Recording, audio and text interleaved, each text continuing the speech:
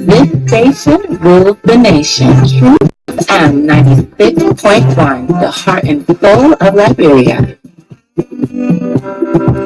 Get the best of news, views, and entertainment on Truth FM 96.1.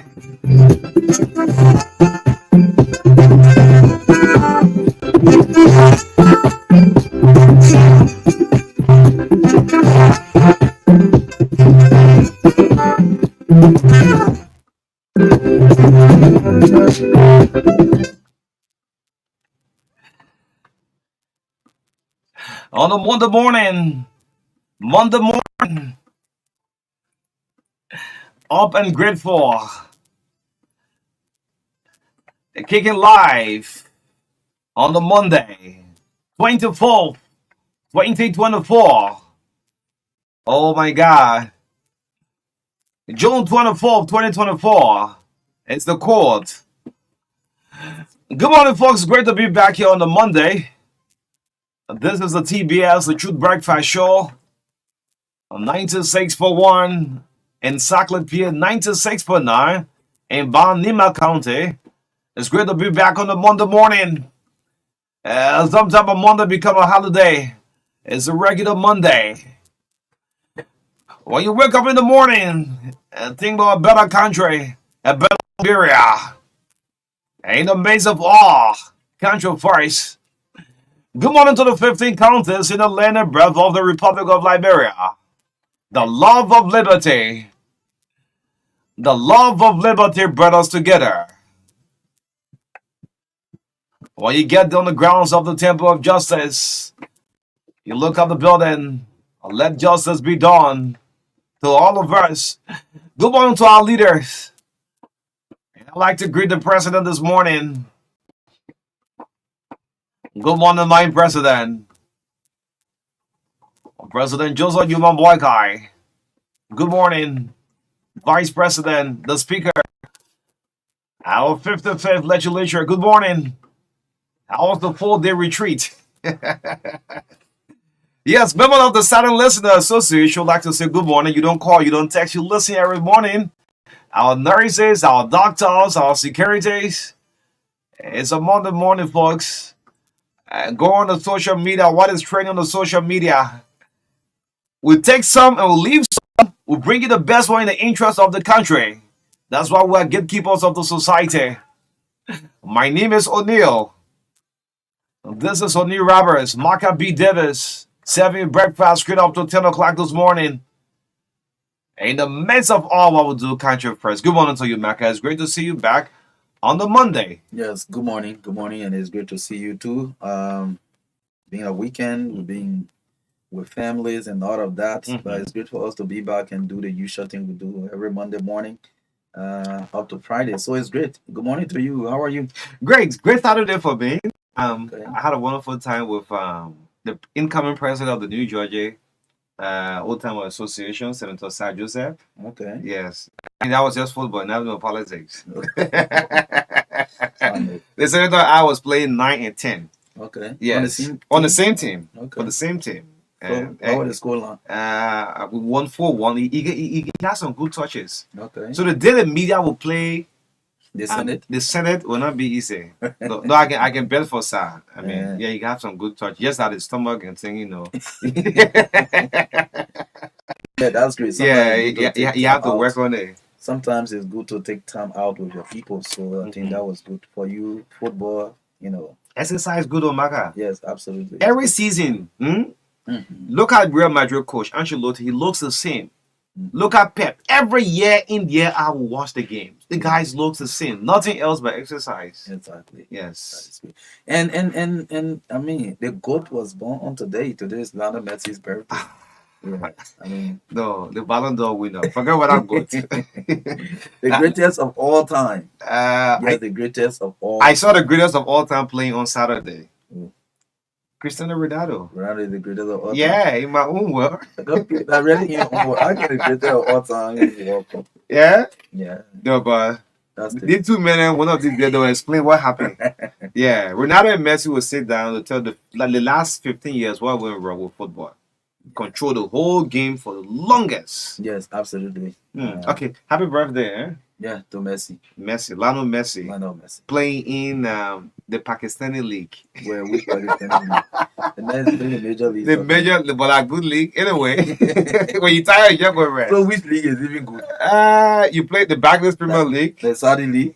The Saudi Pro League is more competitive than the French league. In the Ronaldo voice, he said that the Saudi Pro But you know League. Ronaldo does a strange job at, Yeah, at people and other people. Yeah, the Saudi Pro League is more better than the French league. But anyway, Ronaldo is a little bit arrogant, so sometimes he says things to people that hurt them. So it may have the highest follower in the world. So what do you expect, Baka?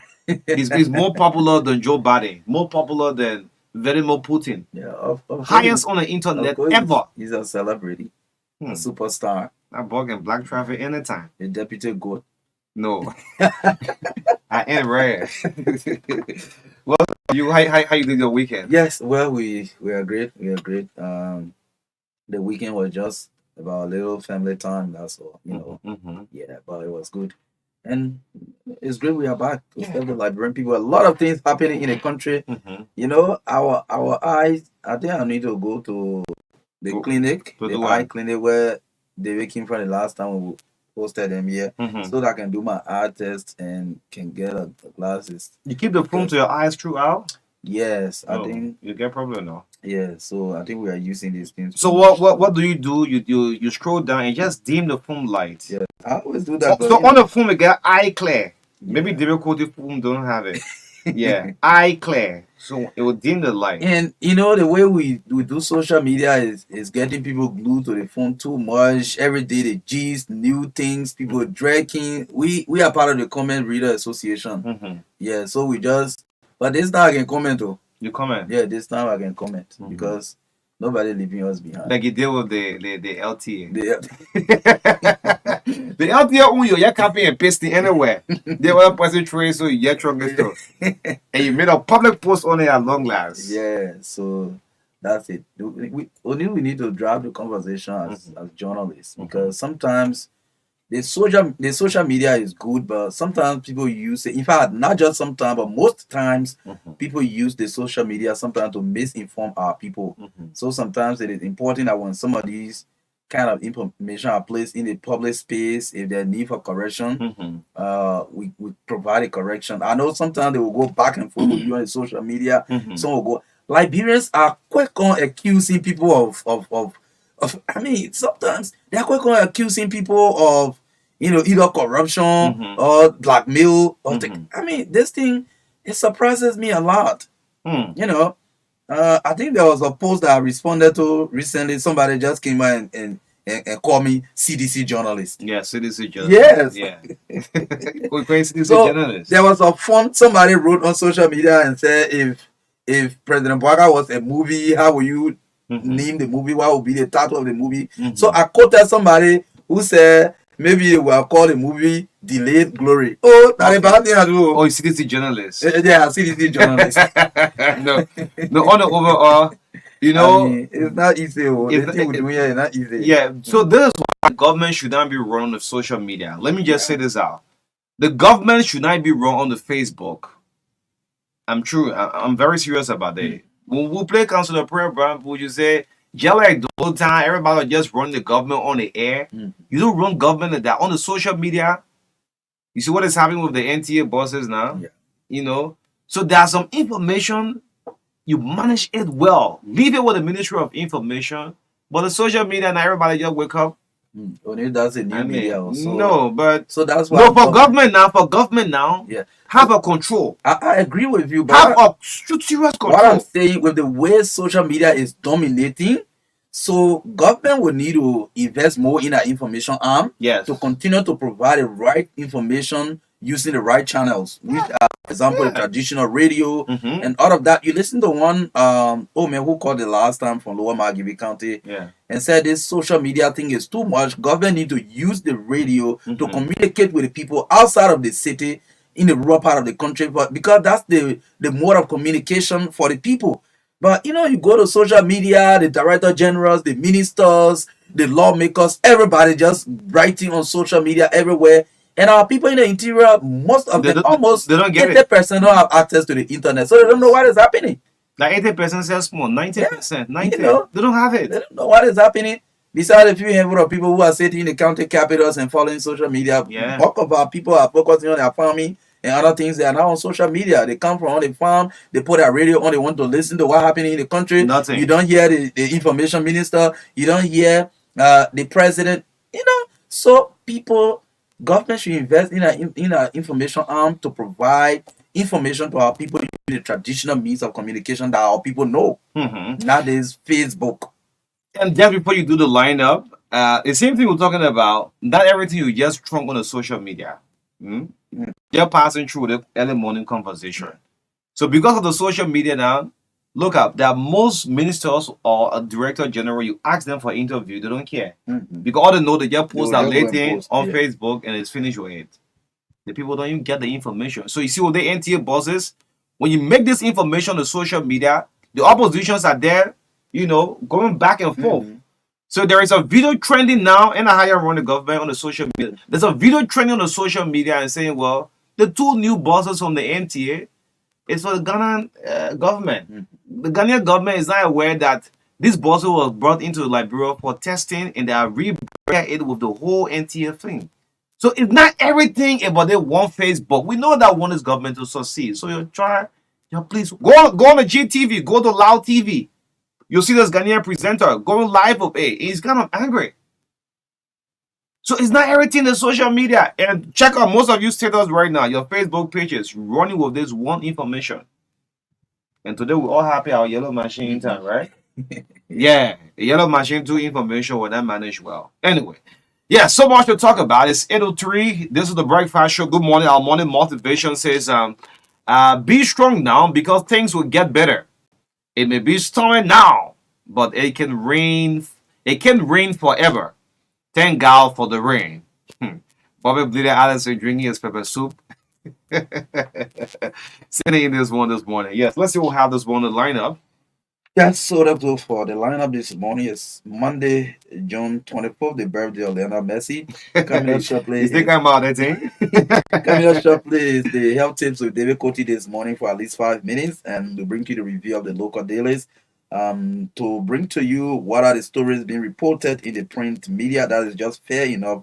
And again, this show is proudly sponsored by Orange Liberia and EcoBank Liberia Limited, the Pan African Bank.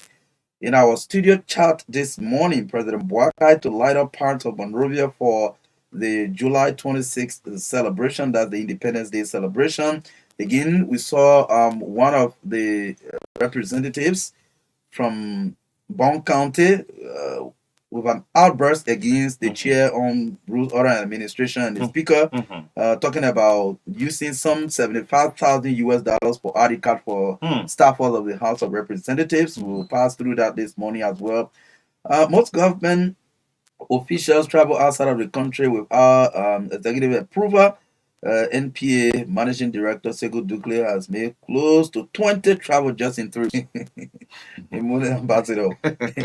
Yes, again, another key issue from the Ministry of Labor. We'll talk about it this morning as well. You can recall recently there was an administrative action taken by the ministry to dismiss some employees for conducting them or getting involved with some illegal activities. So we'll talk about it this morning. Detailed discussion on that this morning. Media activists, activists, yes, calling on President Boakai to recall recent appointed George Siane Clinton Johnson. Upon this cry out that there will be conflict of interest, we will undermine the War and Economic Crimes Code. Yes, so we will talk about that this morning in details as well. Coming out at 8:35 to 9 a.m. Talk to your leader is the segment. We give you the opportunity to make your input on some of the discussion points this morning on the show. 9 o'clock will bring you sports, entertainment, commercials brought to you by Orange Liberia and EcoBank, the proud sponsors of this show. And at 9:15 to 10 o'clock, we will have Defense for Children International, DCR. The executive director of DCR, Altonin Fodekawa, will sit with us this morning. We'll talk about a pilot project on exploitative child domestic work that is being implemented in 2 counties, Nimba and Monserrato, due to the prevalence rate. And we'll talk about plans for children development on the pilot project. So this morning, Anthony Fodekawa will be our guest on the last segment of the show. And yes, we'll discuss about that this morning. So that's the maker of the show. And in the midst of all country first, we'll talk about the buses, we'll talk about the earth moving equipment, road equipment, all of these things are happening in the country, and there will always be mixed opinions from across the aisle. So there are for and against. So the pros and the cons, the argument going back and forth on social media. But yes, this is the true traditional media. We say they provide the rightful information to our Liberian people. Welcome to the show. Stay with us up to 10 o'clock this morning. Yes, beautiful lineup. This is the Breakfast Show again. Let's bring you health tip with Derek Ernest Coty. Derek is going to fill us in with our health tip this morning, right here. Then right after that, we'll bring you the review from the local deal is coming. Let's bring you David Coty with our health tip on a Monday morning. Good morning, David. You live. Go ahead. Good morning to you. Good morning to Ambassador Davis. Davis, okay. Sleep deprivation. When you deny yourself a good sleep, it's bad for you. If you allow yourself to have good sleep, it's good for you. Now, according to scientists, these people spend millions, if not billions of dollars to do research. And when they give out this information, we shouldn't take it lightly. We should do something about it, or else you destroy your health and your life. Sleep for 7 to 9 hours every day for longevity and good health. I said day or night because some people go to work in the night. Yes, they work in the night. So in the daytime, please sleep for 7 to 9 hours. Sleeping for 6 hours or less is not advisable. It will affect your sense of balance. Oh yes, sometimes you're working like you're drunk. It's not good for you. Sleeping for less than 7 hours can also lower your sex drive. You sometimes you complain. You're not satisfying your woman. You're the cause of it. You're not sleeping properly. The madam is vexed of you. Sleep enough, my friend. It can lower your sex drive. We call it libido.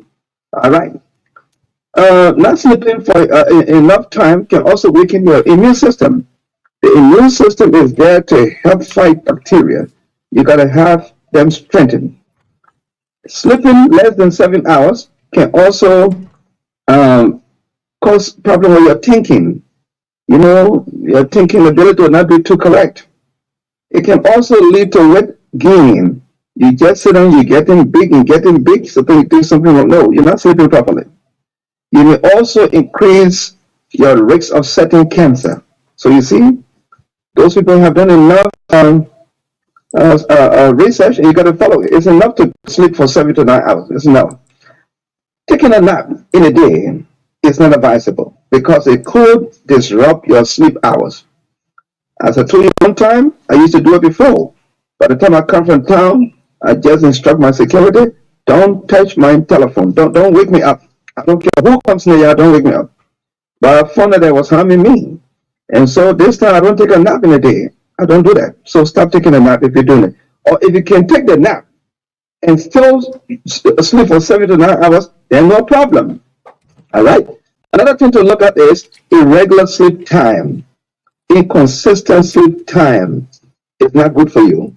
Some people go to bed anytime. So today they go to bed 7 o'clock and wake up 2 o'clock in the morning. The next day they go to bed 10 o'clock and wake up. No. We call it irregular sleep pattern. It's wrong. You must have a particular time to go to bed and a particular time to wake up. Don't take these things light. Scientists have said it. I go to bed 10:30 every time and wake up 6:30 every time. Now, it could also lead, if you don't sleep, if you have a sleeping pattern, it can also lead to hypertension, diabetes, or insulin resistance. You know what that means when it comes to high blood pressure. All right. Now, remember this. Practice a good oral health. By oral health simply means your mouth, taking care of your mouth. You got to practice it. You must always take care of it. By one, visiting the dentist once every 6 months to clean your teeth and check your mouth. It's important. Number two, brush your teeth for not less than 2 minutes. It is not a hurry matter. You're doing the bathroom for you'll finish. No. Take your time. Number three, brush your tongue properly by using toothbrush and tongue scraper, something they call a tongue cleaner. Because 90% of the bad breath people have around the world today is from the tongue. Oh yes, it's from the tongue. 90%. There are millions of bacteria living on your tongue. So it's not a horrible thing. Brush it properly. Go to the drugstore or supermarket, ask for a tongue cleaner. They will give it to you. You scrape your tongue with it every morning. It will not harm your tongue. Number four, do not use hard toothbrush. It can wear out the enamel and destroy your gums, especially the one they call smokers. Be very careful. It can destroy your enamel. The enamel is that white part of your teeth. It's a very hard part of the teeth, but it can wear out small. Destroy, scrape it small. Then after that, now you start to have cavity. Oh, your red screen will drop there now and cause problem for you. Number five, do not share your toothbrush with anyone. It is not hygienic. You'll be sharing the bacteria that can cause bad breath. This one, I know some people will not want to hear it, but I have business. Kissing is another way of sharing. I didn't call anybody people. I said some people don't want to hear this, but at their business. Kissing is one way of sharing bad breath. Because the bacteria on your tongue, once you kiss your partner, my friend, you will share some of the millions of bacteria on your tongue with your partner. That's what the scientists say, not me. So kissing, I see when I kiss. So if anybody is feeling bad about that, your business. Number seven, I didn't call him, don't be laughing. Number seven, use dental floss at least once or twice a day to clear the particles from between your teeth. It's important. Just go to the drugstore, ask for dental floss. They will give it to you. Just use it in the morning. Just in between your teeth there. They will help you. Now, last but not least now, number 8, mouthwash or Listerine can help, but only for 2 or 3 hours a day. That's all. That's not the best solution to bad breath. It can help, but just for about 2 hours or 3 hours a day. But use it only twice. Yes, morning and night. Do not use Listerine or mouthwash over and over in a day because you are afraid of bad breath. Use mouthwash many times a day, especially the alcohol-based brand, can destroy the tissues of your mouth. It's so dangerous. They have another one. It tastes almost like alcohol, like pepper. Very strong. You got to be very careful. Don't use Listerine throughout the day. Thank you very much for the time. Thank you. Thank you. But why you keep throwing jab about this kissing part of the thing? That means you were talking to him. Keep throwing jab because the last time when I said kissing can share, the bacteria. The bacteria on your tongue can be shared through kissing. Somebody sat down there and said, "My man, you want to discourage us from kissing?" And the person know themselves. You with the cafe, you know it. that gossip. Sorry. So that's your business. When you love kissing. I tell you. When you a kissing machine? When Lamco used to be kissing everywhere. Where were you? Thank you, man. Yeah, thank you. But officers, NPP needs you back as a vassal. Oh, I'll be very happy. Yes. But don't go waste your time on that party, man. No budget for that whole party. Don't waste your time. Party. Look, we're gonna describe NPP matter, yo. We're just passing through that information. Okay. Party. You are associated with the Unity Party of President Joseph Yobon Boyka, your uncle. 25 member, and I'm a member of the Unity Party expelled you on the radio. You didn't receive any communication. But then, thank you. It shows that I was not even expelled. They were me. So, book, you leave on the radio and you expel anybody. They record this expelled from the party. You was only on the radio. No, you didn't receive no communication. LPC called me one day. So, my man, what do you say about this communication? I said, what kind of communication? So the party just expelled you for supporting another candidate. I said, but nobody wrote me. I don't see anything yet. It's coming from you. No, man, I'm not expelled. I'm in the party. Okay. There you have a good day, man. And we yeah. Morning. Oh. How are you, man? What's your problem? What happened? You keep quiet, man. I need to him. Huh? Why you looking for behind me, David?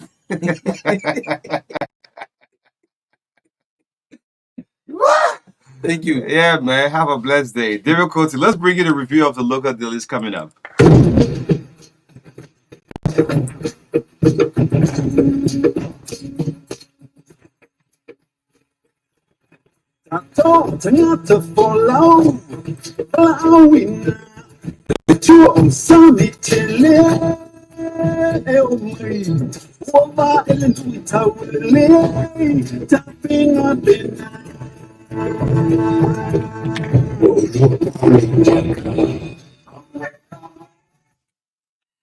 Yeah, so welcome to the review of the local daily right here on the Truth Breakfast Show. It's a regular feature right here on the TBS, and we have a couple of papers here on the Monday morning. The front page of the New Republic is our first stop this morning.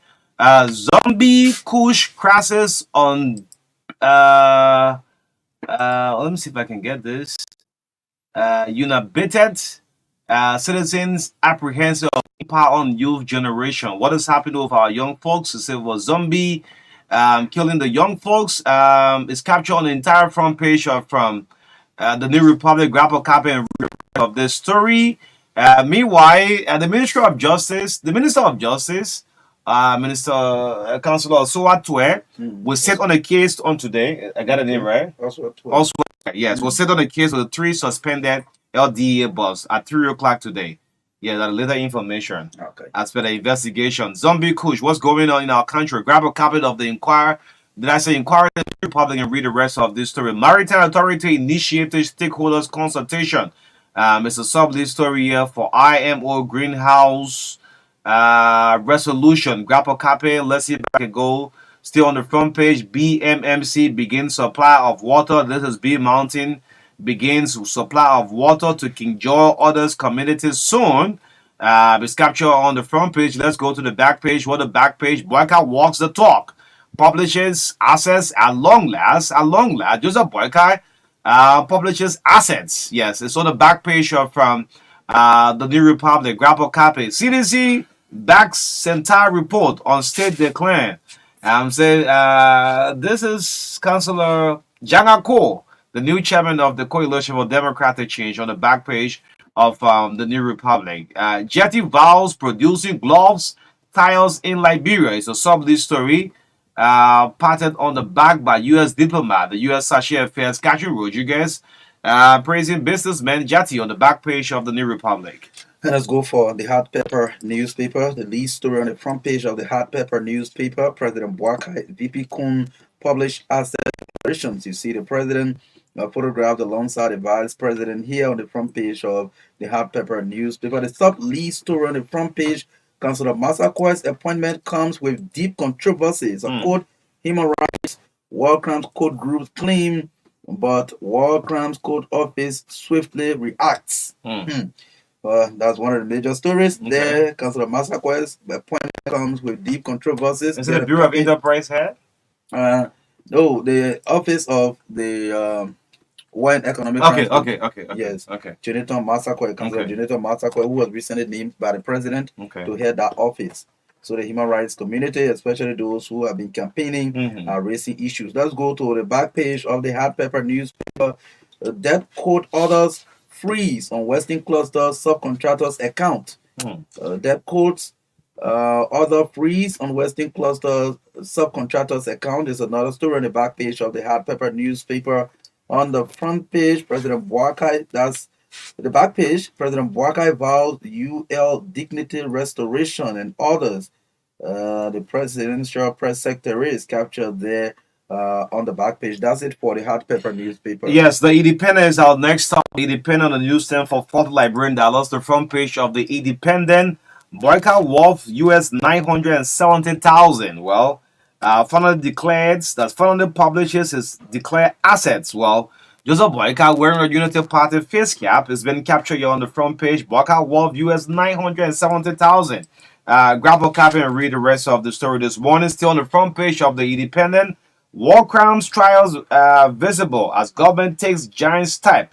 All right. I'm seeing again. Okay, this is Councillor Jonathan Massacre. Yeah, it's on the front page of the Independent. Grab a copy. Let's see if I can go to the back page. What the back page? Where's the back page of the Independent? Santa X-Ray Buckeyes Ella days in office highlights missteps in appointments. Well, the head of Santa has been captured here on the back page of the Independent. Grab a copy. Liberia, China signed agriculture MOU. This is a good news, and I'm seeing the agriculture bosses on the back page here from the Independent. Grab a copy and read the rest of the story. Then, lastly, on the back page of the Independent, U.S. Sachet Affairs praises Jetty for economic empowerment. Ends the review from the Independent newspaper. Yes, the final paper from my end is the Women Voices newspaper. The lead story, it says, plight of children in rural Liberia as children in Nimba yearn for school. Well, I'm seeing a group of children here on the front page of the Women Voices newspaper. Children in Nimba yearn for school is a lead story on the front page of the Women Voices newspaper. The sub-lead story, Central praises Buckeyes gender policy, says more equity needed. Well, the president is also photographed on the front page of the Women Voices newspaper. Yeah, so my last tab is the front page Africa. The front page of the front page Africa. Power struggle at the Senate is a question mark. Front page is asking power struggle at Senate. Vice President Kun feeling ignored. Reminds Senate Secretary of constitutional duties and requests. Approval of all legislative matters on Senate President desk before section. Make sure that report all Senate matters on my desk because I'm president of the Liberian Senate. It's a question mark. Whether it's the pro tem or is the president of the Liberian Senate, the vice president? Power struggle at the Senate. It's a question mark. Grab a copy and read the rest of this big story on the front page, Africa. And the sub-lead story, just all on the declaration. President Boyka VB Kun declare assets. Spark mixed reactions following public disclosure. Just or on the declaration. Meanwhile, you want to the both of them to declare, and they have done so. Like, bro, it's a sweet country. So the mention of what I get, you know, and the public said, no, you should have more than this. Imagine, the guy said, no, the president can have 970,000 in his account. But anyway, but I want to say congratulations. I'm saying it to those of you who have declared your assets. Thank you so much. That tells us you accept the Liberian people what you have come into government. The day you're saying goodbye, we know how much you're going out with. It's something very good. You know, when Musa Belete talked to the social media also almost 2 months ago, declaring and publishing on the social media. Lots of you downloaded it. You know. So today Musa is in the house, you know, how much he worked. So the day, you know, he decided to leave government and say goodbye, they know he's how much he's going out with. This is something very good. So you leave the president. There's a guy who posted and said, wow, the president put cow, he having cow. But kind of asset. Yeah, the asset. Even you want to put your sheep or your dog, yeah, the asset. Now if you ask difficulty to declare, they will put a little raccoon in having. They didn't get no animal. No, that beef fence. They didn't get nothing in that fence. Only people there to go. You declare on the asset. But it's something very good, eh? Yes, only I think it is very good. Very good. Like again, I said 2 years ago that the person who will transform Liberia must not be a politician who will be too much obsessed with the issue of second term. Because if you are too much about second term, you compromise a lot of things because of political reasons. Yeah. So we still believe that because majority of the Liberian people voted in 2023 and said, well, it was Bwaka they wanted. And they have Bwaka. So the Bwaka promised government of integrity, government of accountability and transparency. It is just unique. And like I said before, I continue to say there's no law that compels anybody to publish their asset. Doing so is by showing or demonstrating that you want to run a government, an open government with transparency and accountability. So it is a good thing for a leader. I know I saw one writing where someone said, or the president was pressured to publish his asset and all of that. Yes, if he was pressured, that's fine. Yeah, because it is good for leaders to listen to their people. Mm-hmm. If you want to describe the people's call as pressure, that's fine. So we believe now that anybody who will become president after Boakai will declare the asset and publish it. Very well. The Liberian people will know this is a precedent. The voice of the people is the voice of God. Exactly. That's how normally we say it in a biblical way. The voice of the people is the voice of God. Just like as soon as the president does it, the vice president can follow suit. Yes. So all of them, look, then we'll get back to the LCC very soon. Mm-hmm. The LCC needs to publish. That July you're waiting for, I think, is too far now. Mm-hmm. Since the president, the vice president, and some member of the house, they have done so. All government appointed officials, they should follow similar suits. I think it will be very good for our country. We know how much you are going to government, and the day you are coming out, we definitely know. Yeah, but again, the show is brought to you by Orange, and that, of course, EcoBank, our biggest sponsor. Thank you so much for giving back to Liberian people, the bank, the Pan African Bank, and the biggest GSM company, Orange. Yes. But the VP get it too. The VP have money. 6.8. Yeah, VP been a businessman. A net. Yeah, net 6.8. Yeah. Sorry, that one transfer fee for one player. He's the president. The president, 920,000 will be around 1.43. The president. So 1.43. Yeah. But why you looking at money that ain't belong to you? So the president has his net. How much? $970,000. Yeah, $970,000. $419.60. Yes. So when you go in the withdrawal, you be taking away back and forth. But credit is a number thing. Some other politicians who are critics of the president said the president Have more than this? Yeah, they said Have the president less? said he was living on loan. How can he debt that only 200,000? Yeah, but maybe they may have been paying. They have been paying, but Remember, you publish yours Yeah. and let's see it. So that's the difference between the Boakai administration and that of the George we are. Mhm. Your George didn't publish also see how much he was worth. You know. But again, government is continuing to this government is starting up, the rest of you should follow. Mhm. Our first attention have to do with the House of Representatives. You went for a great retreat sponsored by UNDP, the Irish, Young Women, and of course the Swedish government. It's good. But coming in the public for the wrong reason is another thing. You see the House of Senate? The Senate is struggling back and forth. The senators are not taking it easy on the social media. They have been lashed out. Even if a senator posts a different thing that doesn't have to do with politics, you have comments still reminding them so that higher there they retreat, you have money and so on forth.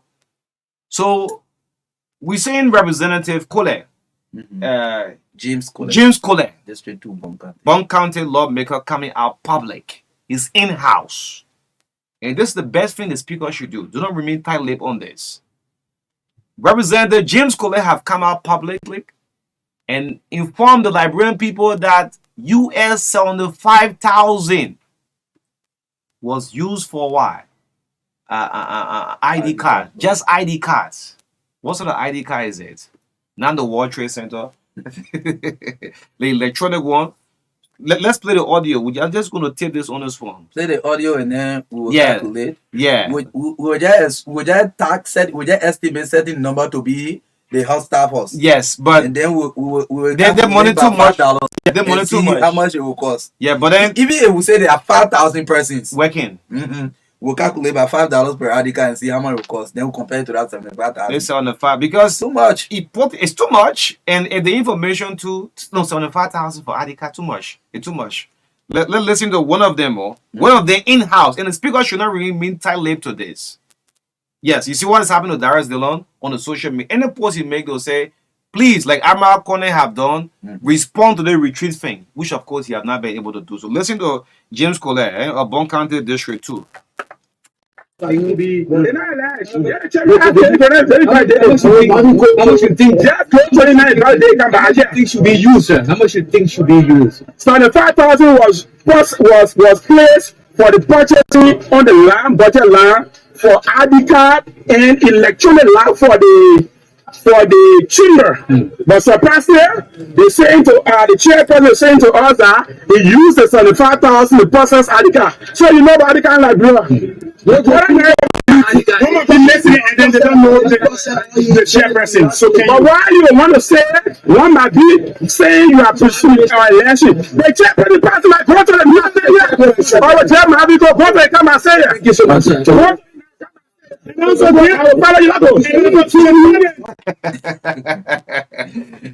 So the two retreats that I think we get it from Eagle Librarians. Retreat won the House of Senate. The 50K, for the 5,000, for the 7,000. Now Representative James Coletto come. This is trending on the social media. So I think it was the report that the chair on Rules Order Administration made to at the retreat that he used 75,000 for RD card for the staffers of the House of Representatives. And according to Representative Colette, that money was meant for two things: one RD card and electronic lab. Now, the chair didn't say anything about electronic lab. Only the RD card make mention of 75,000 to do the RD card, which is very exorbitant. So, no, Marvin Cole, no man. Yes. So again, Representative Cole, there's small controversial issue when it comes to management of funds and all of that. You remember there was huge controversies around the election time when they are being placing some 25,000 in the budget every year. Say they were constructing one clinic in Bondoi, in Bonkante, which does not exist. Media have gone there, done investigation over and over. There is no clinic in Bondoi. Now we are talking about using $75,000 to do RD card. Well, that is it. So let the speaker take charge of this. Yes, that house cannot be coming. We got too many good men in that house. So let me just do some kind of calculation. Let's see. Yeah, let's do something. Let's see something. They will say they will move on. They get plenty staffers. We agree. So let's say there are 5,000. 5,000 staffers. 5,000 staffers at the House of Representatives. Son of Faki. They have don't do the article for what? $2.50. No, let's go for $5. Yeah, that digital. Yeah, no, I told our high school days that plastic ID card. Do it for $5. So if you do $5 ID card for 5,000 you'll get 25,000. 25,000. I would order 50,000. No, it's too much. No, that's a cool answer question to this. The House Speaker should take charge. Yes, he should take charge, please. We don't want to go further, but the Speaker, please, within less than 24 hours, there should be an urgent response. This video is trending on the social media. That same thing happened with the Senate retreat. Yeah. Everybody was tight-lipped until people will start to assume. When assumption takes over the whole country, I don't care what sort of media damage you want to do, it won't go. The Speaker, please take charge. 75,000 too much. Then I got get the 5,000, right? Yeah, 5,000. 5,000 at a rate of $5. We know 25,000. What happened to 50? Even the national ID card I see $5. You can't come and tell me say you pay $10 for ID card but if you have your company and give me a huge amount and give you a discount. Okay, let's forget about the discount, right? There are 2 arguments left for us. Last price. We love last price, but it's too much. But let's move on. Good morning again to our president. President Boykai. It's good to greet the elder of respect and honor. Our president, the face of Liberia. We'll let you on that. Boykai is president for the next 6 years. That's why we should make sure he's good in health, in mind, in spirit, in everything. Good morning to you, His Excellency. I want to bring this to your attention. Most of your officials travels out of this country without the executive in the known.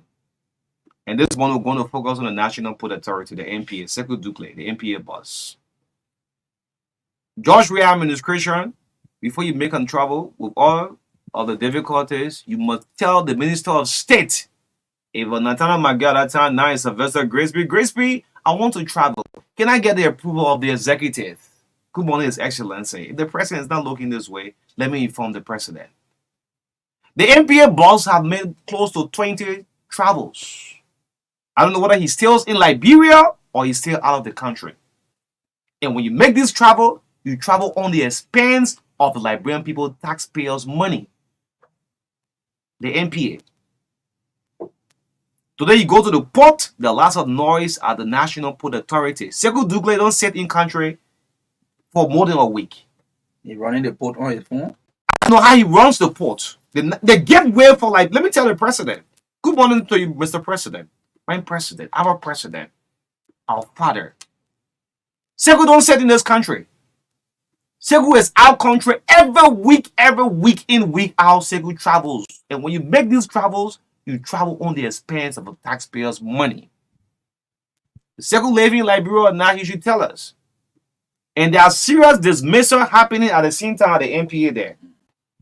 Today, we had 10 controllers who were dismissed from who have worked with cattle center that built a character.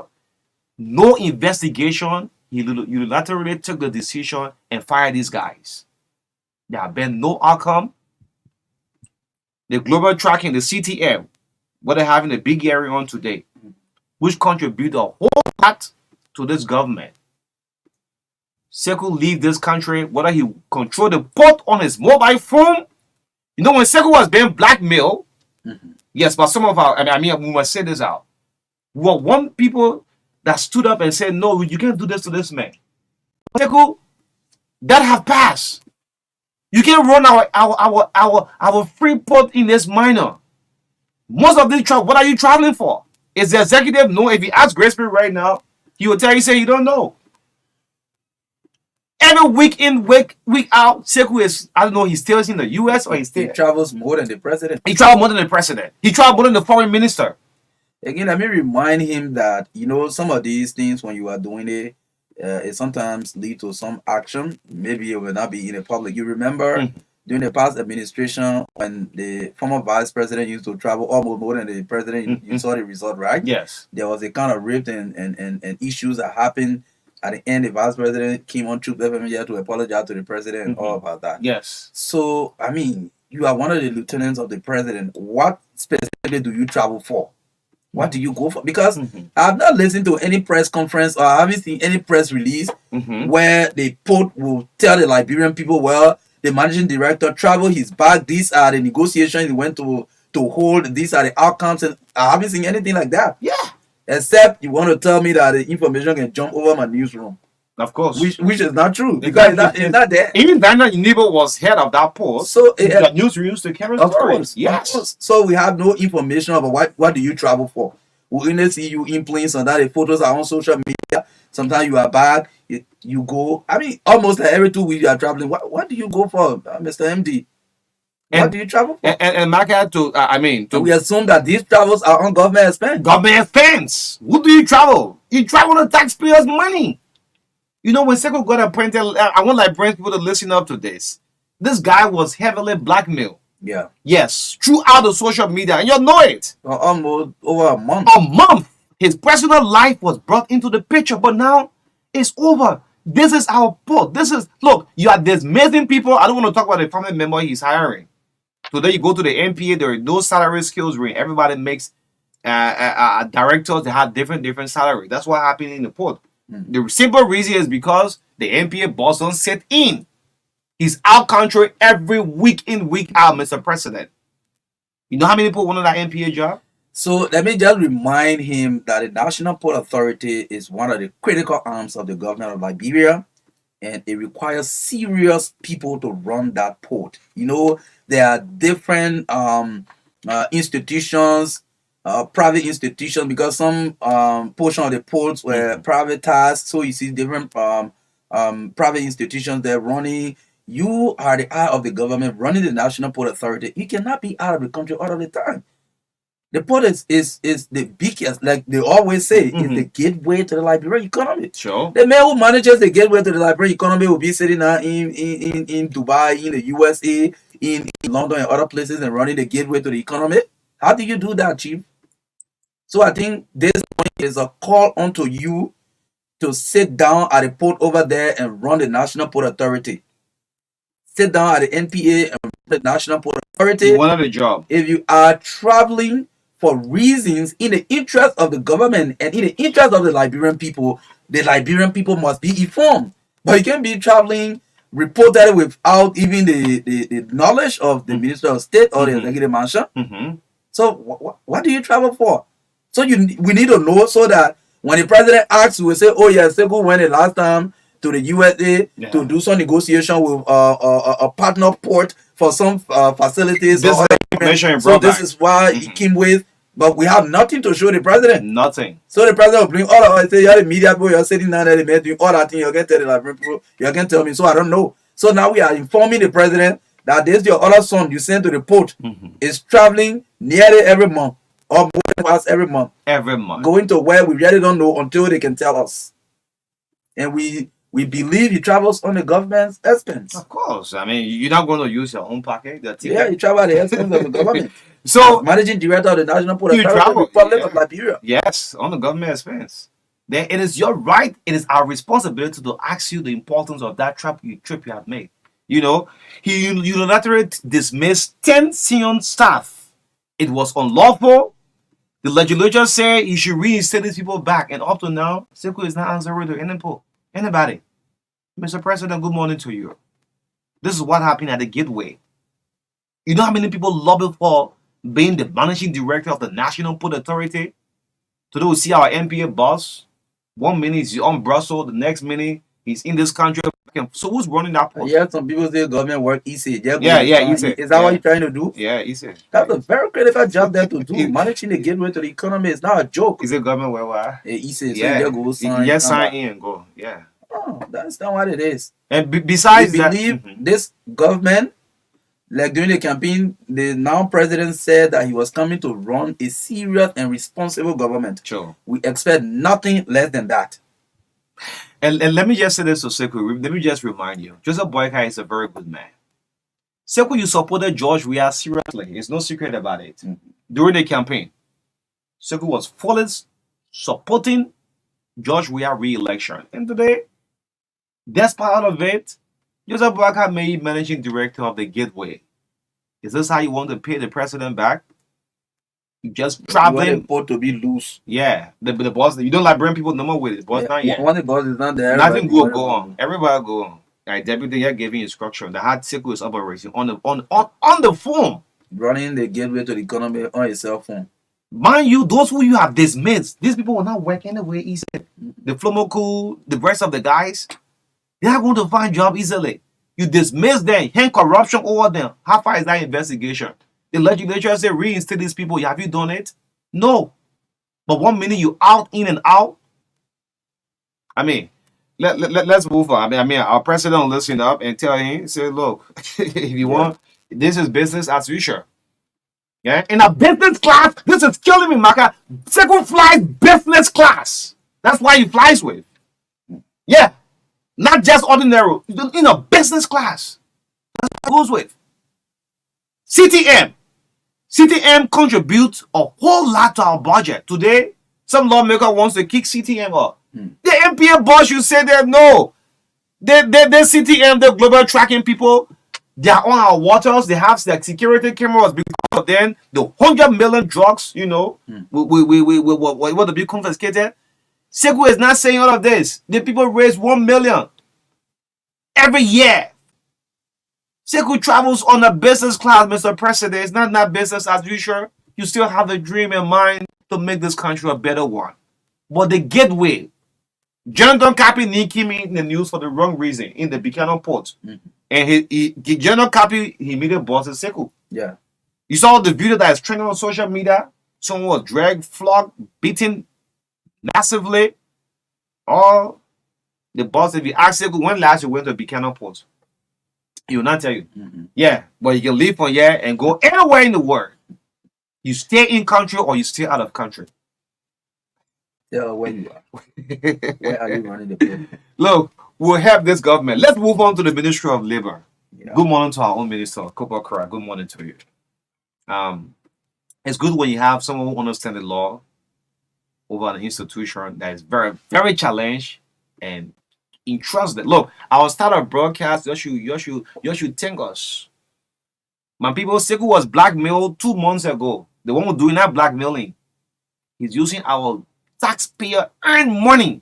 You go to the hospital today, no medicine there, but he travels on business class. Do you demand for business ticket? Go to Brussels and ask. Let's move to the Ministry of Labor. And Yes. yeah. I mean, Again, recently we've been following some activities at the Ministry of Labor. And the one recently is the issue of dismissal that was done. mhm. We've seen other people criticizing the action of the ministry and insinuating that these people were dismissed arbitrarily and illegally. So again, I want to urge Minister Krua to institute a deeper investigation at that ministry. Okay. We've come to understand that that particular action of the dismissed employees is a kind of syndicate and cartel within that ministry. And we have also come to realize that people organize themselves arbitrarily, whether they are from the inspectorate department or division or not. Once they believe they are employees of the Ministry of labor, they will just go to places, sometimes intimidate people, take money from them in the name of the ministry, and some of these monies do not land in government's cover. We have obtained recordings of some of these clandestine transactions.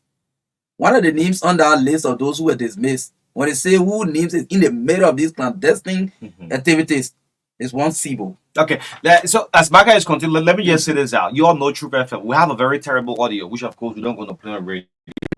We have a full breakdown, that whole inspection division at the Ministry of Labor. So now, one of the things So all what he's saying, they are facts. Let me just say facts he's saying. You know the kind of audio will not play on the air. Yeah, just go ahead. Yeah, so one of the smart things, because the history is there, right? So one of the things the minister did was to first call a meeting and give a strict directive as to how inspection will be done.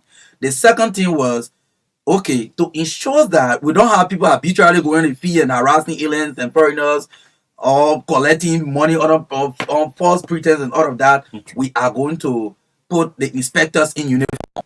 Yes. That they did, which is very good. So one of the mandates is that before a team can go on inspection, should be a team of inspectors that travel, and they have different line institutions that form part of that team. As we speak, they have major inspectorate team currently on inspection in the country. One in the western part of the country, headed by the Inspector General of Commerce, Charles Brown. And one is in Nimba, headed by the Deputy Inspector of Commerce, Darius Wemi. So these are authorized and legitimate teams that are working. But on the contrary, Sibo and the other guys, when they organize themselves, they have some people from the guy, I think a guy from NSA, somebody from immigration, people who are not even member of the Ministry of Labor ministry. Acting. They went and chartered private car, went to wherever they went and did what they were doing, arresting people, claiming to be inspectors and all of that. And the superintendent raised the issue. When the superintendent raised the issue, the minister, I listened to somebody asking the minister whether there was police investigation done before the administrative action was taken. So in the ministry, there are procedures. If any of the employees goes against the standards, which is also in line with the civil service standing rules, the investigation doesn't have to be done by the police. No, more especially you conduct internal investigation and take action. That's what the minister did. So people who are criticizing because initially the same thing that Sego are going through have been happening to Minister Krua over the period of time. Since he was named as labor minister, there have been blackmail. Some people who have been going back to 1980, bringing us some stories and all of that. Well, that's their own work they are doing. But the truth is, sometimes not every action of the leader will be criticized. Do some deep investigation and know first. So I'm calling for me, by the level of investigation I've done, the minister's action was correct. He was not in the wrong. But dismissing. Yes. And with the audio also in your possession. Yes. And the inspector of labor must be very careful. The other time, the minister spoke on this issue on one station. The inspector general came and were providing contrary information to what the minister is the head of the ministry. He speaks for the ministry. It's like President Bouaka comes and make a definite statement about the government. Then the minister of information comes from behind and can say, no, this thing what the president that how it happened. So I'm suspecting, because if you listen to some of the recordings that I have, these people who are carrying on the clandestine act have some of the assistants to some of the ministers in our office that are doing document on behalf of the ministers, the deputy and the assistant ministers, and they will approve it. Charles Brown will sign some of these documents and they will use it to go and there are receipts Mhm. There are LRA receipts that we are investigating also to ensure whether they are authentic. Mhm. There are suspicions that these receipts that were issued are fake, Wow. and they use this fake receipt to get money, collect money on behalf of the ministry, go sit down somewhere and share it. You listen to some of the recordings. They have places they can share money, and somebody saying, you know, the player who can say that to divide the money. Yes, they're talking these kind of things. So if the minister not stand his ground as minister, anything goes wrong, go say about Cooper Kura. So that's why I'm Right. calling on the minister. Tomorrow we'll have either one of the deputies here. Mhm. We'll have one of the deputies here who was acting as minister because the minister was in Geneva. You are acting as minister when all of these things happen, even when they took the dismissal decision. So we'll have one of the deputy minister who was the acting minister. Then we'll have him here tomorrow to come so we can cross-examine him in the public space for the people to listen to the actual stories. And then again, the inspector of commerce, not commerce, but labor must be very careful. You are running. Look, yes, you are in a ministry with a you know, Charles Brown used to be at a house there. He was very controversial. You remember one time he lied in front of the speaker's vehicle, say you came in today until he gave the workers benefit and all of that. When he took over that ministry, there was some little controversy he brought again. Talk about how when he went to take office, the minister rejected him. Look, the minister called a meeting and you are aware and you discuss that issue that you should run the ministry as a professional institution, and no, it's not political base for people to do that political things where you go on radio and talk this and talk that. That's administration. So the investigation should continue deeper. Minister Kura, get to know we are suspecting some big hands behind these illegal activities for which we are trying to curtail. For the past quarters, the ministry had never raised the amount of money that they have raised currently, $800,000 back to back. Wow.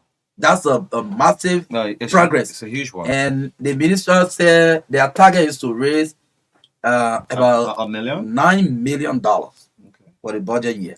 So that's a big target. And all For of which these they things are happen- putting in place measures to ensure that the inspection and all the activities that talk about alien registration, renewal of work permits, and all these things are done systematically. And let me inform you that anytime the inspectorate team is on the field, they are going with staffers from LRA who will take the cash delivery. They don't pay money to the inspector on the field to bring it to the ministry. No, Okay. they have with them, and they have another institution that is doing about metro registration for these.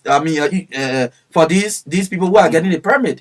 So with this systematic progress being made for some people, group of people to continue that business as usual, group that said it is on all security people put it behind and go harass people. Then when the minister takes an administrative action, then people come out to say they want to be advocate to say, and then people were dismissed. In fact, there's a warning letter to this. I saw somebody comment who said there was no warning in the dismiss. There's a warning letter dated I think February 20 to this same Sibo man for impersonating as LD. Labor Immigration inspector. officer. Damn. Immigration officer around the Rafi Highway to go there and do other clandestine things. I have possession that warning letter before they dismiss the action. So I think by my investigation and some of the recording I have in my possession, the minister's action was not wrong. That's why I can say this morning. So I listen up to the audio. It's quite laughable.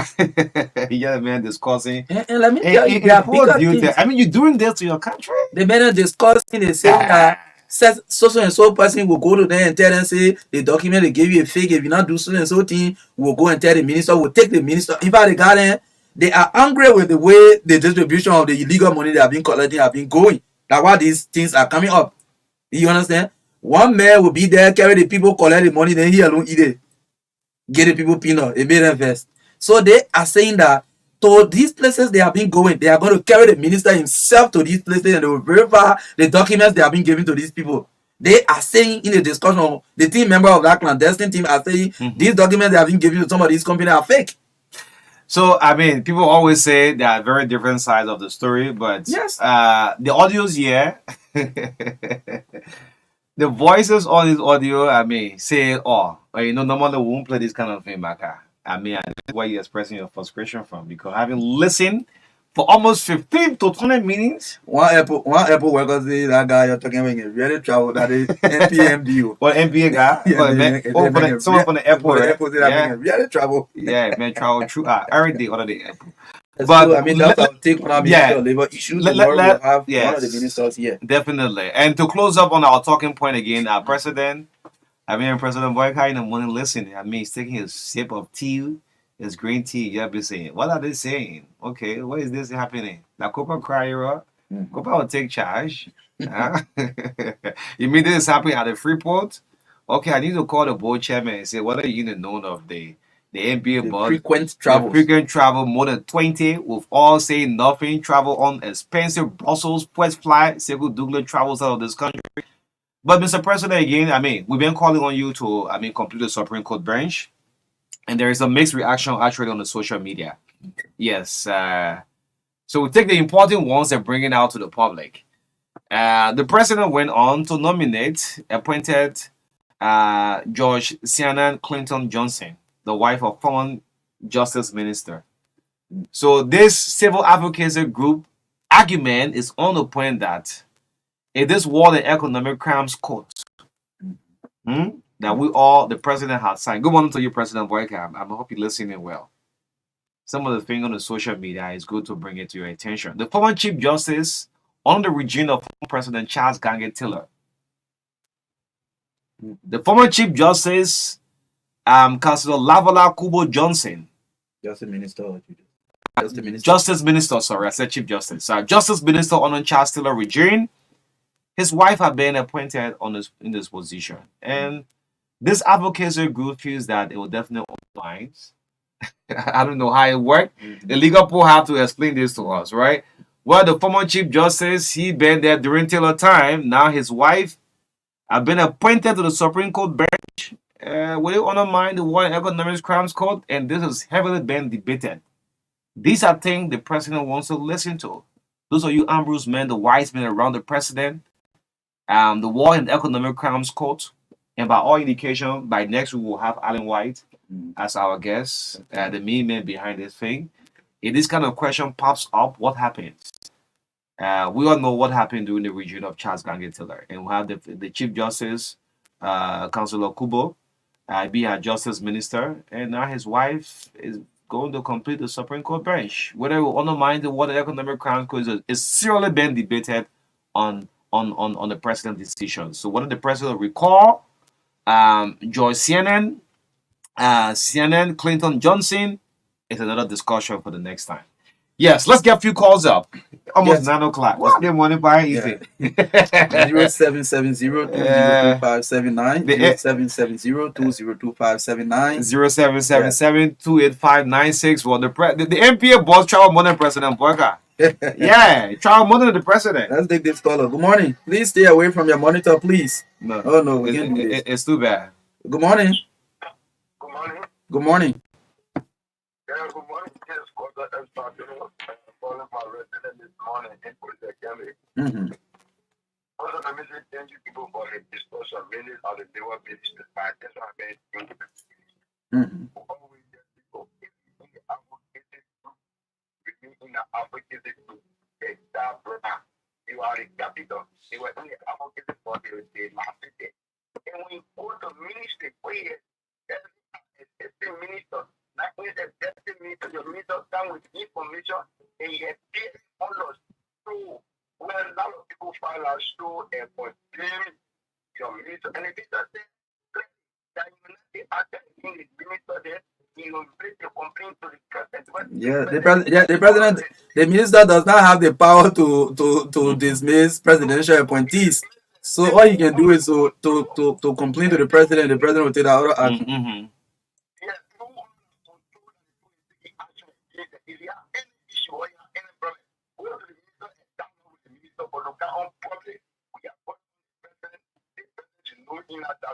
Okay.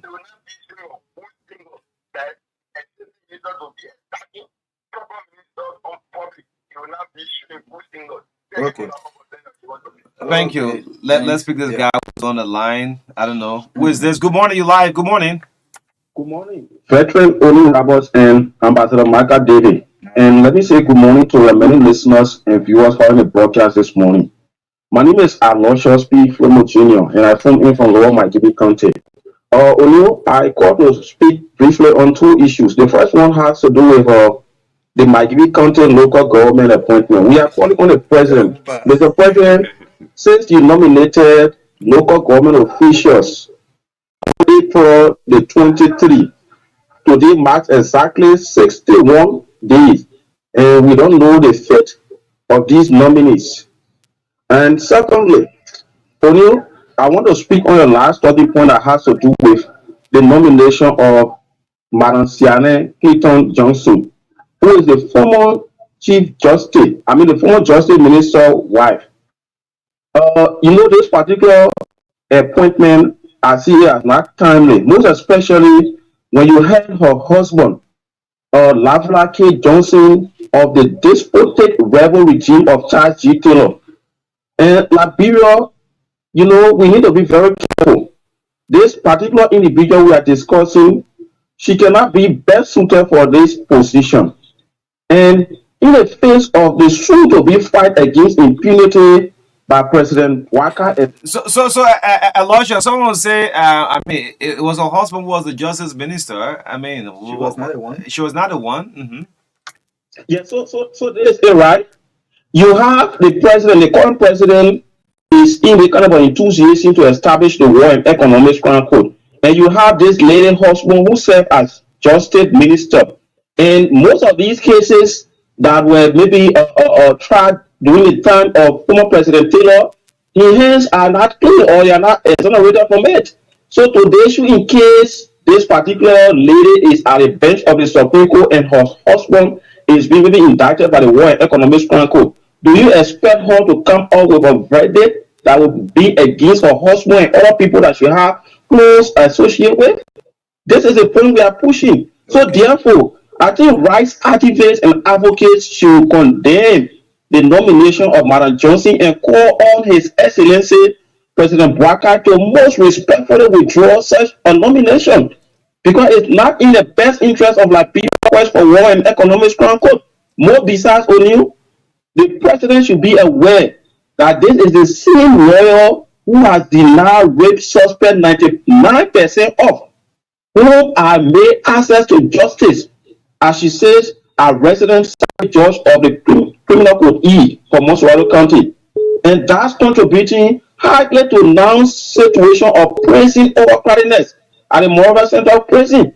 So lastly, to conclude, particularly for her inability to try cases, what does she have to offer on the Supreme Court bench? Absolutely nothing.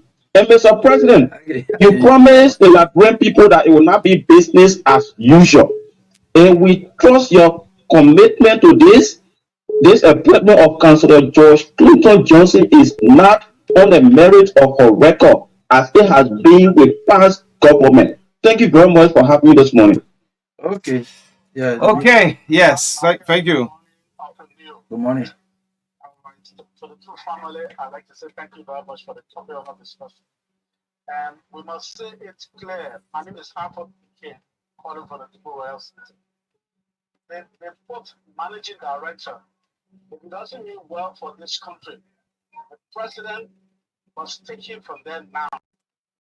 Traveling out of the country this number of time and not telling all the dividend of your traveling is dangerous and detriment to this country. That man cannot be traveling with our taxpayer money and going out just coming, very making, because nothing is bringing, no dividend, nothing is showing. And I hope it's where it's not clandestine. If I'm not seeing it's clandestine already, because you're not bringing any dividend, you're not bringing anything to the country. You just need to have the president approval. Thank you very much. Okay, thank you. Good morning. Good morning, Unu. Good morning. All right. My identity to our county official, our local county official. We are currently asking the president to make a fast run to appoint our county official. Because she needs to pass representative for this before. Because if the representative tries to prolong things in the country, because you have people that work. If you don't do it, if the president can appoint people from the office, then you The party will not get voted in the country to come to now. So we are listening to the bad representative for the people. That is for people that work for the party in the country. Who the past representative on District 4 say? Is that my Gibby? Yeah. Good morning. Good morning. Let me try to get you on speaker. Yeah, hold on. Yes, go ahead.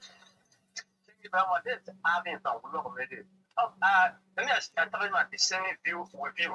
Marco, the money from what I think I did the mission. When we were at the mission, it's the fact you don't want to say along with just trouble. But that's my disappointment. They were dismissed with all the investigation of leaving Emmanuel back for opening for the election there. We're along with just trouble. So the minister is telling you that those who were dismissed fall under his authority and those who were appointed by the president fall under the president's authority. He is going to file a complaint to the president and left with the president to take an action. So they were happy with just trouble.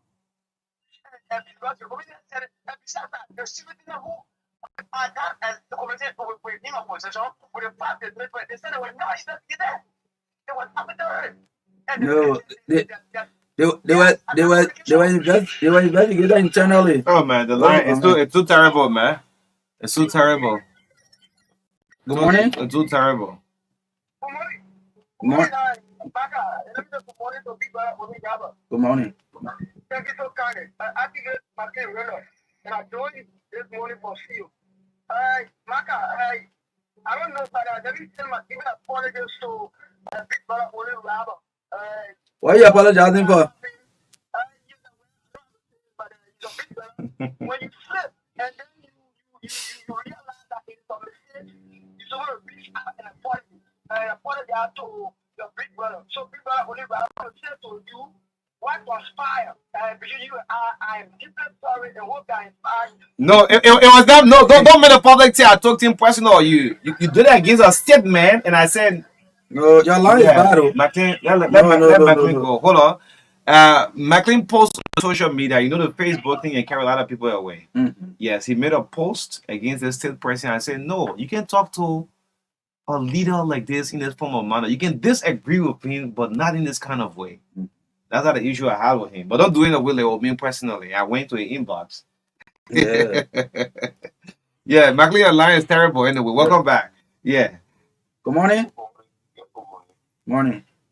Yeah, I want to, after Ines for New York, I want to speak directly to the president this morning. Let him open the eye at the ministry there that have where the minister is Minister Upakura. If he do not do something about it very quick, we'll have the same situation with the Mm-hmm. that there is a minister proper to be doing his work. You have somebody that honor manage his work. It's just the same thing that happened at the DA. You find there will be serious regulation. So it's better that they handle the situation now before it go off hand. Okay. That's just a message to the president. Thank you, sir. Thank you for joining this morning. Good morning. Oh, good morning, Maka and Oni. And let me say good morning to the Nigerian people. My name is Fred Juma, and I phoned me this morning for my YouTube resident in my GB district to the SARS. I just want to speak directly to our president. You know, while it is true that the president is doing exceptionally well, but it's also good as time that we correct the wrongs. And I want to be very specific this morning about his appointment at the Liberia Civil Aviation Authority. You're really there. Why is Maggie? It's true. People, why it is true that the president has the authority to appoint at his will and pleasure, but it's also necessary that some of those appointments have been made in the correct interest of a particular entity, more especially a reputable entity. It bothers us as citizens with risk concern. And in the case of the LCA boss, Mr. Joel Dennis, if you follow the track record, Mr. Dennis, the last time Mr. Dennis left from the country, it was when he was dismissed from our RA, the Rapid National Airport, by then President Eddie Joseph Salif. And in particular, Mr. Dennis went around. He work other places and when you come to early retirement because I've seen people former president is waiting for. So today we saw President Boga appointing the shores of reputable entity at the Labour Aviation, a racist about among the citizens. Let the man do his work. When you take big steps, then we'll know you have done something. So, So all the, the old stories you bringing out, we don't have records on them. Fred, So Fred, Because of the aviation, they are insured distress in the hands of Honorable Joe Tennis. what they stress? What they stress? What is he doing to them? Right now, as I speak to you, the man is struggling with the issue of that loan that is supposed to take. So, you know, then I trouble one of the president of the Republic of Labour, I resort. I mean, what allegation you making? You don't have proof or anything, man. Stop it. Good morning. let's take 2 more calls. Huh? Yeah. Well, my name is Abdullah Kolafale, and I speak to you from station number 4. My concerns have been drawn to the president nomination. You see, Joe Mapo, of the Republic of Labour, to order in 25 to 2011, they squander all opportunity. Today, in his appointment, to find new people. All of the people that squander opportunity, these are the same people in breaking on board again. Tell me, the opportunity Who are the people? Please name 5. You know that. I don't know that you don't want to know. Explain it. I say name 5. Yes. Then you don't know, then you listen. Yeah. So if at all, you two others, these are people that. Chief, I say you should name 5. You are not named the 5. You don't name the 5. I'll not continue with you. Name 5 of the people that squander opportunity. Then you say I'm where you talk. Good morning. Should be our last call. Good morning, Chief. Thank you, Bobby.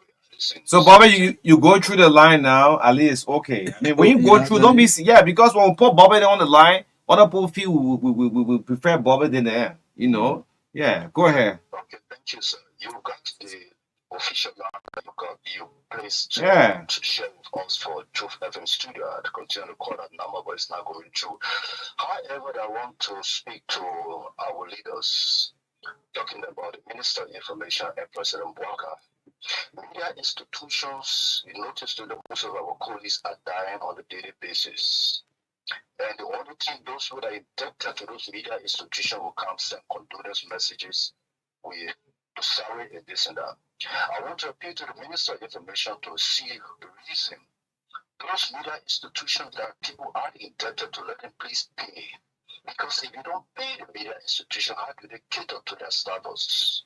President Boga, please talk to your Minister of Information orders to FM or stations that people indebted to, let them pay them. Just recently, we have someone died from the PL, and also even with reference to the lake, even Boji, that used to work at your radio station during the we administration. We appealed, nobody came to the aid of that brother until he died. So please, we tired dying. People indebted to us, please pay. Thank you. All right. Yes, thank you. It's 9:14. We have to live up to our commercial commitment with our sponsor. Again, want to say thank you for all of your calls. Again, our president is a president who's going to listen. Don't do the normal Liberian people with letting people talk. The normal thing, you know. Yes, I'm sure our president is going to listen all of that posting through. The Speaker of the House, what Representative James Cole have said, taken to the social media with that sound of 5,000. I mean, it's kind of disturbing. The House should respond. If we remain tight-lipped, Liberians will digest it in their own way. So just for ID card, people the House spends on the 5,000. There are a lot of good names in our house. So for one of your to come out in this spot, this is one of Yeke. Maybe they'll say Yeke, that man, yeah, Yeke talking, so don't take him serious. This is James Cole, District 2, Bon County, right? They have come out to say on the 5K was spent on ID card. The House should not remain tight-lipped on this. The House of Senate, no, up to present, they are still going through it. Liberians still eager. There are hospitals, no medication. And one President boycott. Take a drive to JFK Redemption and see how the health sector is. Very, very challenged. Yesterday, you met with the Senate, the House of Representatives. It's a good thing to see the executive, the 3 branches of government. People are not enemies. Otherwise, else the country will not progress. The executive doing their own thing, the House of Representatives, the House of Senate. Yesterday, you call for it. That's show your leadership strength. You call and say, look, come, let's meet. But that's why we don't know the outcome of it, the media now. Yeah, the three of you met, the three branches of government met yesterday. It's not a better Liberia. We all want this country to be the oldest country in Africa. We don't want to be hearing our MPA boss who travels. Look at what someone is saying. Somebody said you put travel restriction on the MPA boss. They dropped the MPA boss. Yes, I don't know whether Sekou is now in full control of the port. He travels more than every other. And once you pass through the RIA, people know. You travel more even than the president, more than the foreign minister. You can't say yeah, no. I'm not saying. Sekou is just in and out of the country. What's going on? President Boykai, please take more charge. You are president. Like Boka will want. We say that Sekou Duglo won. Sekou supported George Weah heavily. Yes, it was no secret, but you being president, governor of inclusion, you still brought in your boy and said, look, come and be the face of the gateway of Liberia. Today, Sekou just dismissing at the MPA there. Despite he's doing so, he's 1 minute on the plane, he on Ascar Air, he on Arik Air, he on Brussels, he on Kenya Air, where he just everywhere flying back and forth. At the gateway, the Freeport. What are you looking for, sir? Yeah, man. Yeah, man. No picture they can just help you go here. But the thing that help me is like you travel on business class. So let me just say this. There's a senator and I were on the same flight. Yeah, while I'm going to Belgium. So I said, let me just power. At the back, I saw this, the business class exception area. You can lay back, you call, you put your feet up high. I say, in case something happened to this plane, I'll all be affected. But so the main ticket fare is far different from mine. This is Liberia. Do you know how much you spend on that port every day? But say that in the country, the other information that coming up back and forth will bring in the coming days. What you went through, your blackmail, Sekou, and we didn't condone that. Sit down in this country. You are the boss of the MPA, the gateway of Liberia, just traveling back and forth, more than the president. Calculate how much Sekou has paying for his ticket. Just calculate. Let's see. Let's go for our break back. Our guest in studio, Ray, we'll have to let you get a brief out. Yes, at least for 2 minutes or so. And we'll be live with Mario Manuel. Also in there. Oh, after for the cover. Yeah, good old man for the cover. Okay. Yeah. Yeah, my dad get unfinished business. Yo, go suffer. Yeah. Gazo, you're telling Rishi. So hold on. Let's take Gazo responding to you already. Yeah. Legal for don't waste time. Let's go for our break. We'll be right back. Don't go away.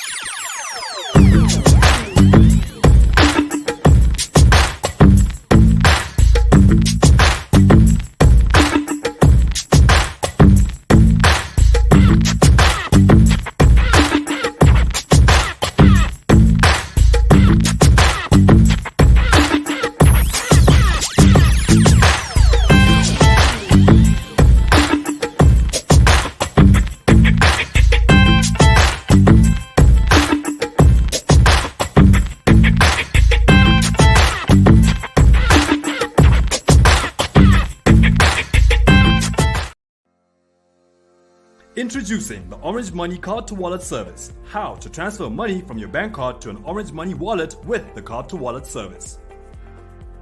Go to the Orange Botswana website at www.orange.co.bw and select the drop-down menu and click on Orange Online. This will open a new tab which will ask you to sign in. Click on Sign Up to register for the Card to Wallet service as a new user.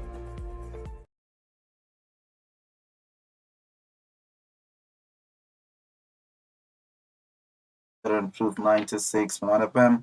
Like we indicated this morning, we have with us Antonin Fodekawa here. He is the Executive Director of Defense for Children International, DCR.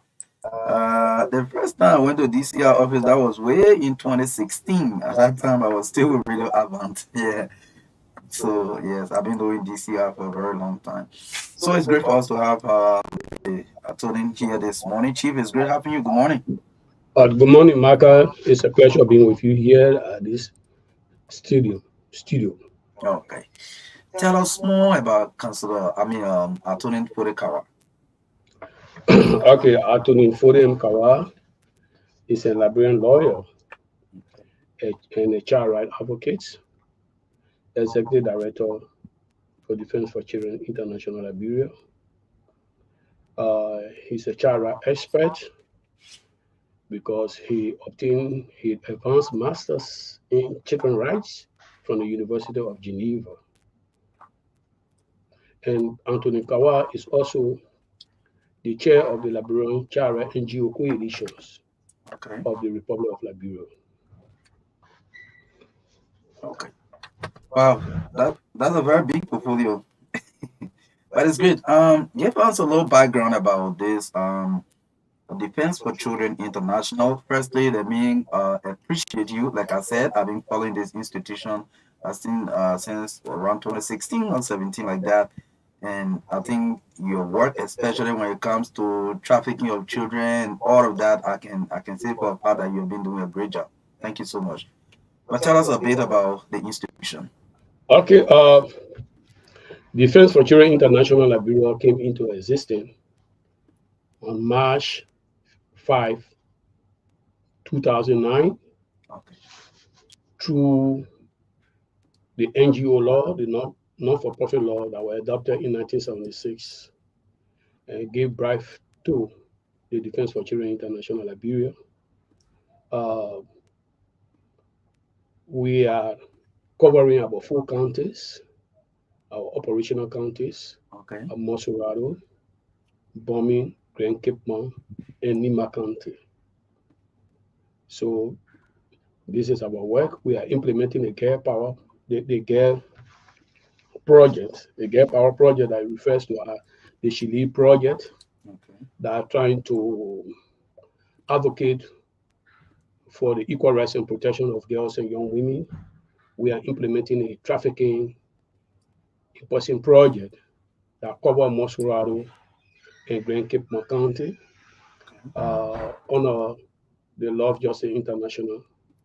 So this project talk about prevention and response to trafficking in person. More especially the transit monitoring. There is a new strategy that we are employing in Liberia. We talk about the transit monitoring, where we respond and prevent to trafficking in person, more especially from the various counties and other countries. For the cross-border issues, we have been deployed in Grand Cape Mount County, where we are responding to cross-border trafficking, more especially suspected trafficker and potential victim of trafficking. We have been implementing the project. We are also the head of secretariat for the Chile project in Liberia, where you have 3 network partners that have to do with Plan International and Community Health Initiatives. We are implementing this project in 6 counties that have to do with Grand Cape Mount, Bombing, Mosurado, Grand Bassa, Lofa, and Nima counties. These are the counties we are implementing the Chile project. We are in the network of implementations. We are also doing a mini project in NIGMA under the World Bank, where we're trying to report all forms of sexual exploitation and abuse on the NIMA and Grand Jida corridor, where we have contractors that have been hired by the World Bank in that corridor in order to prevent and respond to sexual exploitation and abuse, because you cannot take the donor money to sexually exploit children within that corridor. So we have deployed a staff that will be monitoring and reporting any issues surrounding sexual exploitation and abuse in those communities, because we have realized it that sometimes contractors, when you don't provide the kind of capacity for them, they may tend to use the donor funding to exploit teenage children who are going to school. So it behooves the World Bank to set up civil society organization to monitor the corridor from Ganta to Zredru as it relates to sexual exploitation and abuse by our contractor. So we are there. This is why we are in NIMA, to monitor the prevalent rate of SEA and raise a red flag as it relates to SEA. So we are also monitoring the justice system when it comes to children in conflict and in contact with the law, monitoring Zooms and depots on accompanied minors who, one way or the other, came into Monrovia or left their communities and were able to go home and been stranded in the various police and zone depots. We are also working with them. We also have a good coordination and collaboration with the Women and Children Protection section of the Liberia National Police. We are working with them on the prevention and response to trafficking in person, unaccompanied children, and any case that have that are related to sexual exploitation and abuse for children in Liberia, more especially the girls' child. Okay, that's great. You want to share with us at least one or two of your biggest success? Bigger success in terms of what? Well, in terms of the programs you have been implementing, talking about trafficking in persons, prevention of girls from exploitation, and all of that. So, one of our biggest success is number one. I will just list them down. Mhm. In terms of the trafficking question, we were able to collaborate with the government to prosecute the first TRP case where a Mauritanian national trafficked his own biological children and took them to Mauritania. That was the biggest success story, because it was not easy to bring these children from Mauritania. And you know, Mauritanian practice modern day slavery. We have to use our contacts and connections with the human rights advocate in Mauritania to have these children brought back into Liberia. That one of the stories. And another success story is that we have achieved over the period of time. We have developed the standard operating procedures for cross-border border officials when it comes to trafficking in persons. That was an MOU that we developed along with the Joint Security for Liberia and Sierra Leone. Okay. And that was received. And that MOU, it was not a law, but it was just a simple agreement to coordinate the activities when it comes to trafficking in person around the Liberia-Sierra Leone border. That was one of our biggest achievements. Yes, Another biggest achievement that have to do with children on the move, where we're able to work with the Liberian Immigration Service to reunify children in Sierra Leone. Over 25 of these children were reunified who came as a result of their colleagues. They were not trafficked, but these are children on the move. They moved on their own to come to Liberia to seek greener pasture. At the end of the day, they were in conflict with the law. So these children work with the immigration to have, and the Women and Children Protection Section, along with the Ministry of Labor, to have these children and reunify with their biological inability. These are another big success that I can tell you about. The formation of the Liberia Child Right NGO Coalition this year, because at that time we now have institutions that were writing a shadow report when it comes to child right issues, more especially to the expert committee on the rights and welfare of the child, and the expert committee to the African Committee of Experts on the rights and welfare of the child. Despite the fact that currently Liberia is lacking behind in your report, and maybe the hearing may be done very soon, because since last year they submitted, but we are hopeful that the coalition will be able to write a shadow report on the status of children in Liberia, a combined shadow report for that matter.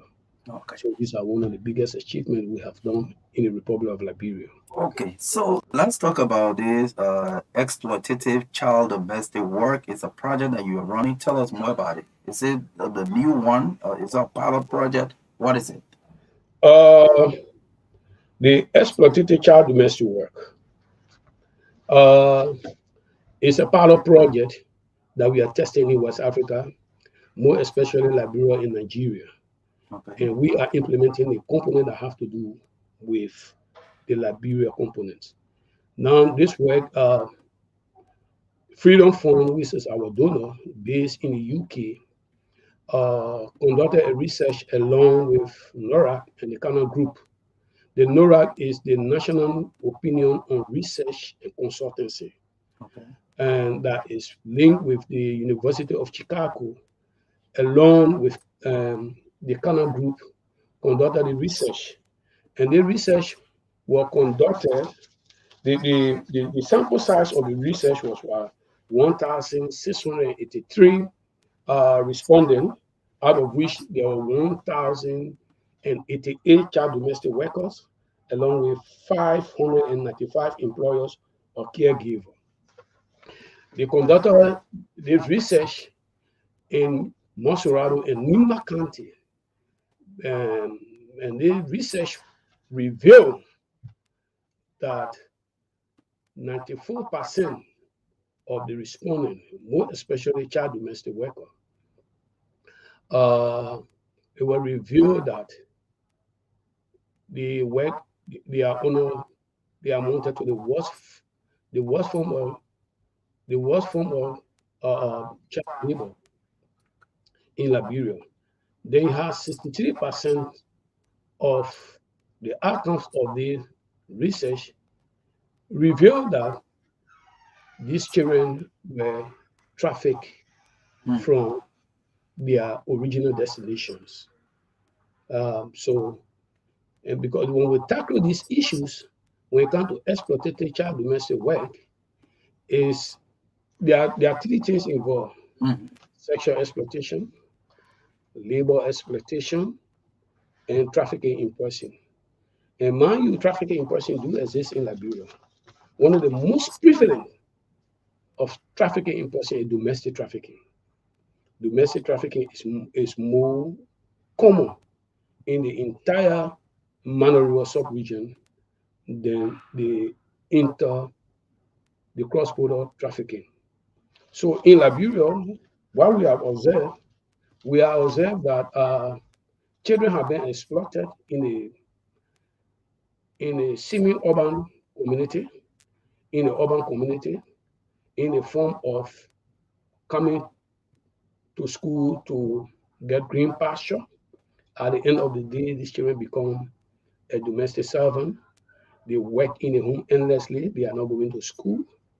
So because of this issue, the Freedom Fund decided to conduct a survey to determine the level of exploitative child domestic work that is existing in Liberia. So the pilot project targeted Nimba and Monserrado County. And we at DCI Liberia, we are testing this pilot in Bensonville and Cusoville, then the Buroville and Ikashmet communities, where we are working along with the local authorities. We are working along with the mayor. We work along even though there's a transition now, so there's a new mayor now. Mhm. We work along with the Ministry of Labor, more especially the Director of Child Labor. Okay. We work with the Ministry of Gender, the division of the Children Division of the Ministry of Gender. We are also working with them on this project, and we work with the Women and Children Protection Section of the Liberian National Police. Our intent is to not only eliminate, minimize, prevent, and respond to exploitative child domestic work in the Republic of Liberia. Some of these children are being sexually exploited in those homes. Some are not going to school, and they are there working 24/7. So we are also working with the Child Welfare Committee, the Children Club, in order to identify homes where children are being exploited as it relates to domestic work. Wow. So you said it's running in 2 counties, Nimba and that of Montserrado County, but you mentioned some areas in Montserrado where you are working currently, but in here for Nimba. Or in Nimba, you have such working in Ganta and Sanikore. Okay. Yes, these are the reason why they selected Ganta and Sanikore is because it's believed that these are the middle income area where you always, poor people will not send for people children to be working for them. That the research dictates. So the research finding also dictate that the middle income residents is where most of these children are working 24/7. Okay, so in a simple way, this act they're talking about domestic trafficking is about sometimes maybe a Marka Davis living in Pinsville here, went to his hometown in Ghana, we collect maybe 6 of his siblings' children and say, come, I'm carrying you to Monrovia to go to school, and you bring them, they are not in school, they are in a home, they don't want to go into the market, some of them selling donut, some of them doing DJ work, doing everything in the home, but they are not going to school. Is this what we are talking about? So when it comes to domestic trafficking, is done under a deceptive and fraudulent means. Okay.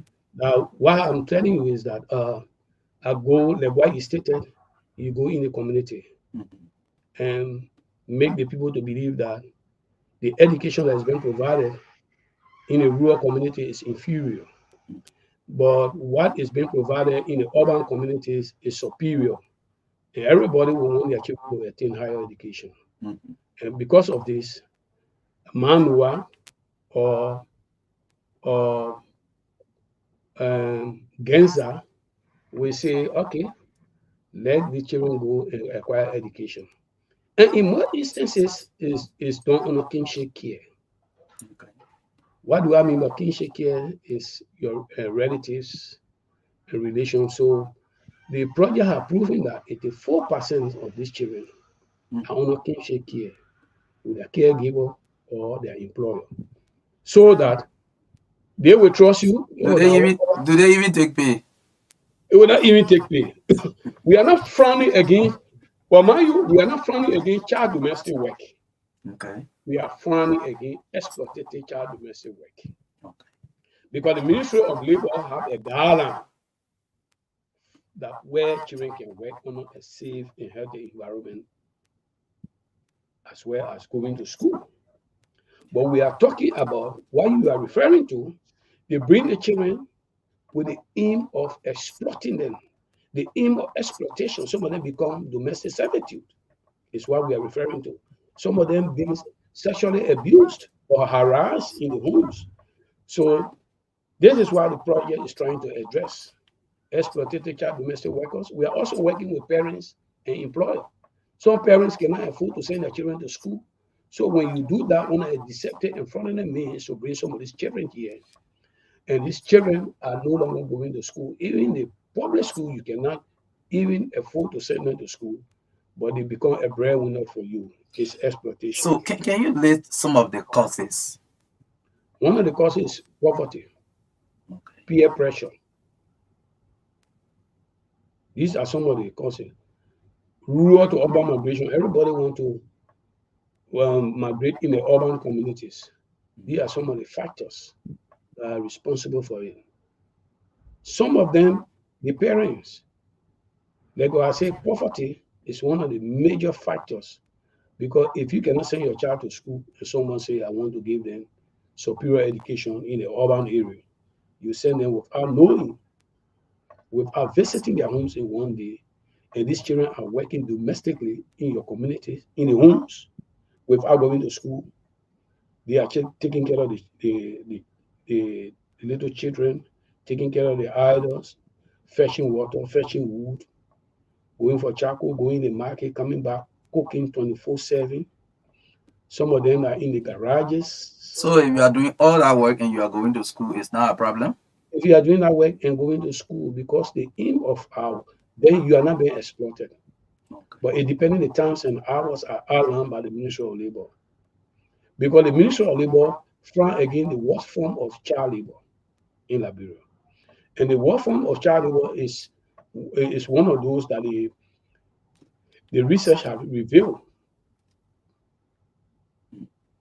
So you find out that most of these children are victims of trafficking in person and the worst form of child labor. So on this project, pilot project, what will you do if you discover, for example, this kind of thing is happening in a home and you find out, you done your investigation and clear that these children are being exploited? What do you do with the children, and what do you do to the person who is exploiting the children or child? So this is why DCR is working with the Women and Children Protection Section of the Liberian National Police. It's a statutory body that was created to intervene on issues relating to women and children. We are working with the Women and Children Protection Section of the LNP. We are also working with the Ministry of Labor, so we are not working in isolation. We are working with the Ministry of Gender. When it comes to psychosocial intervention, they will come in when they are identified. When it comes to family tracing and reunification, we can work collaboratively because that is our strength at the level of Defense of Children International.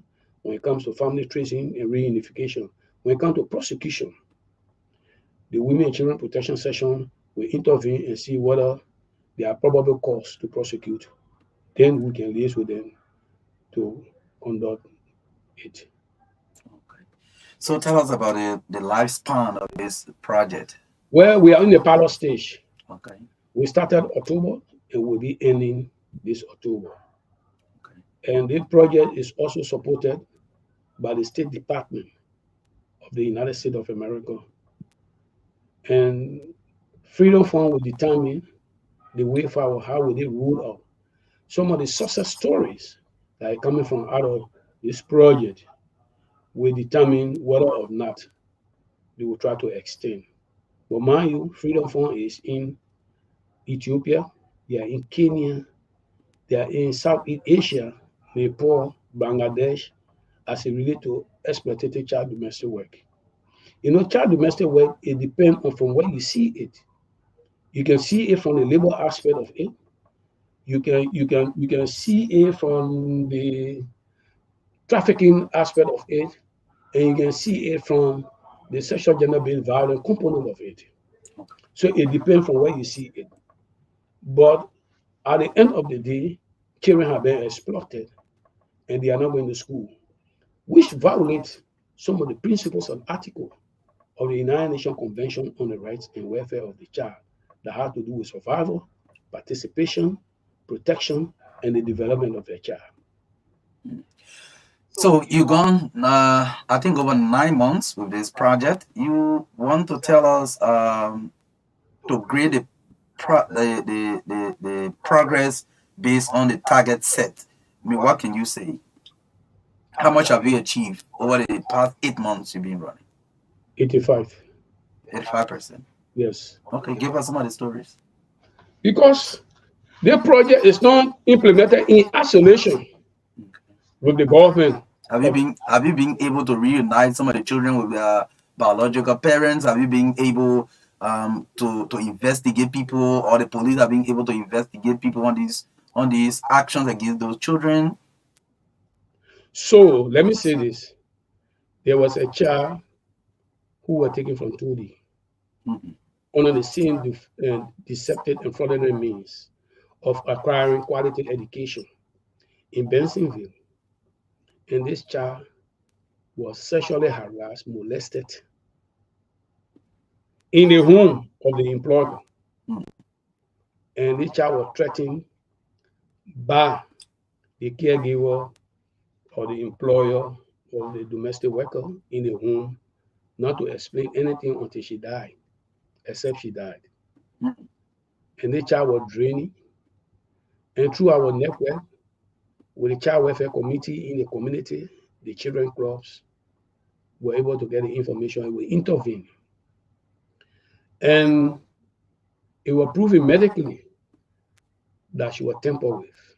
There was a penetration.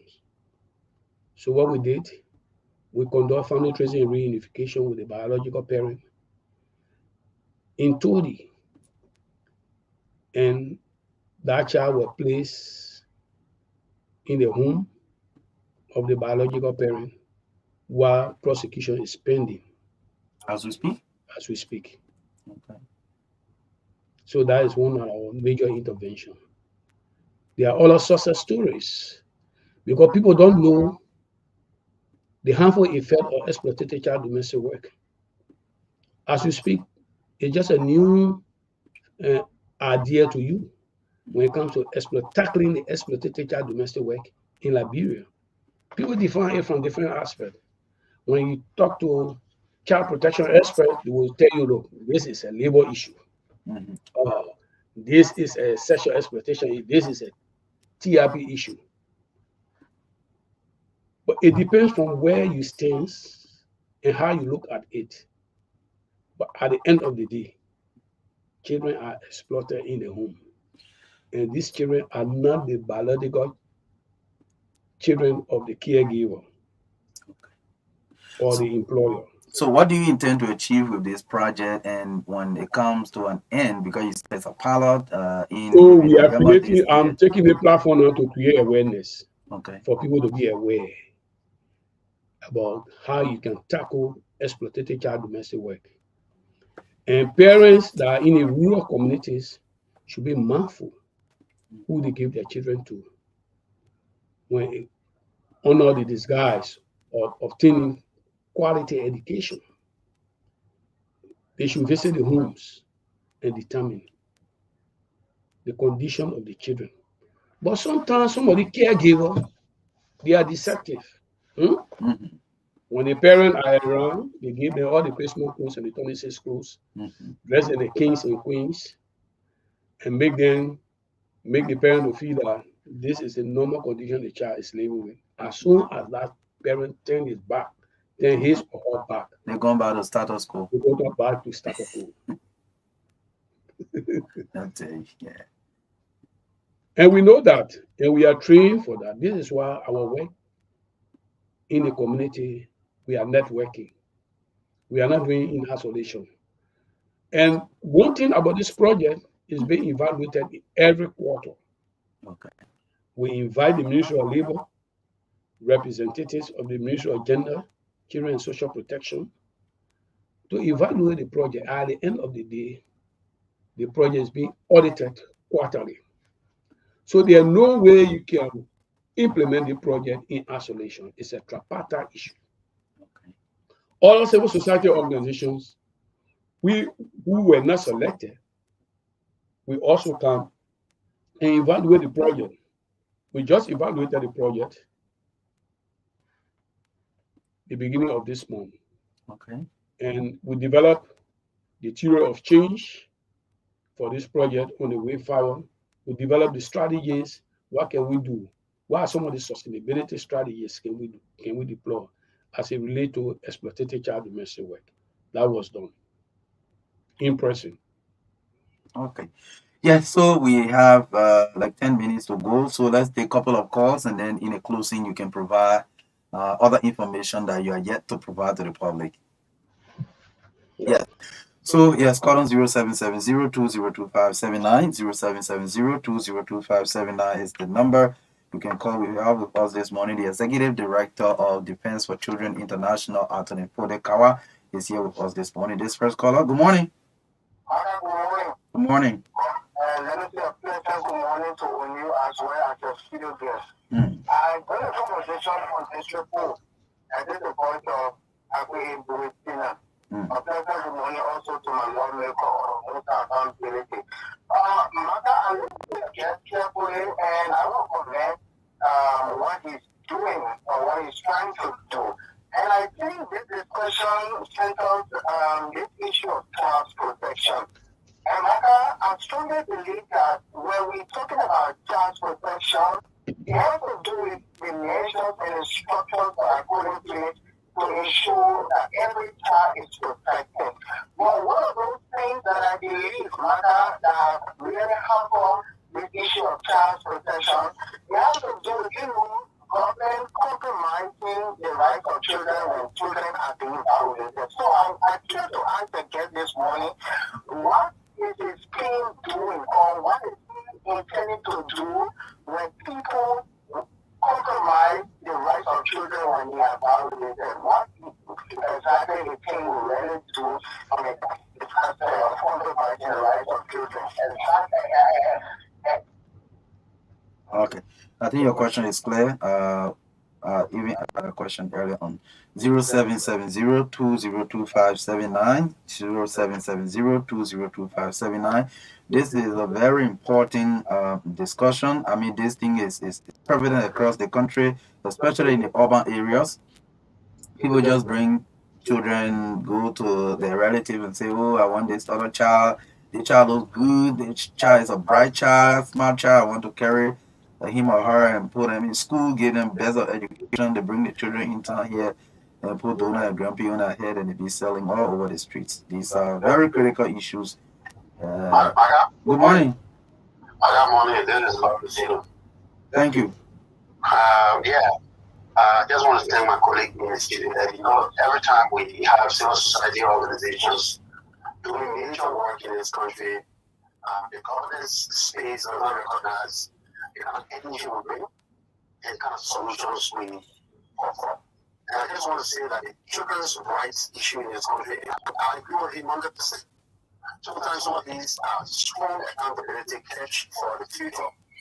We shout every time, development, but we don't protect the children how they develop to become youth.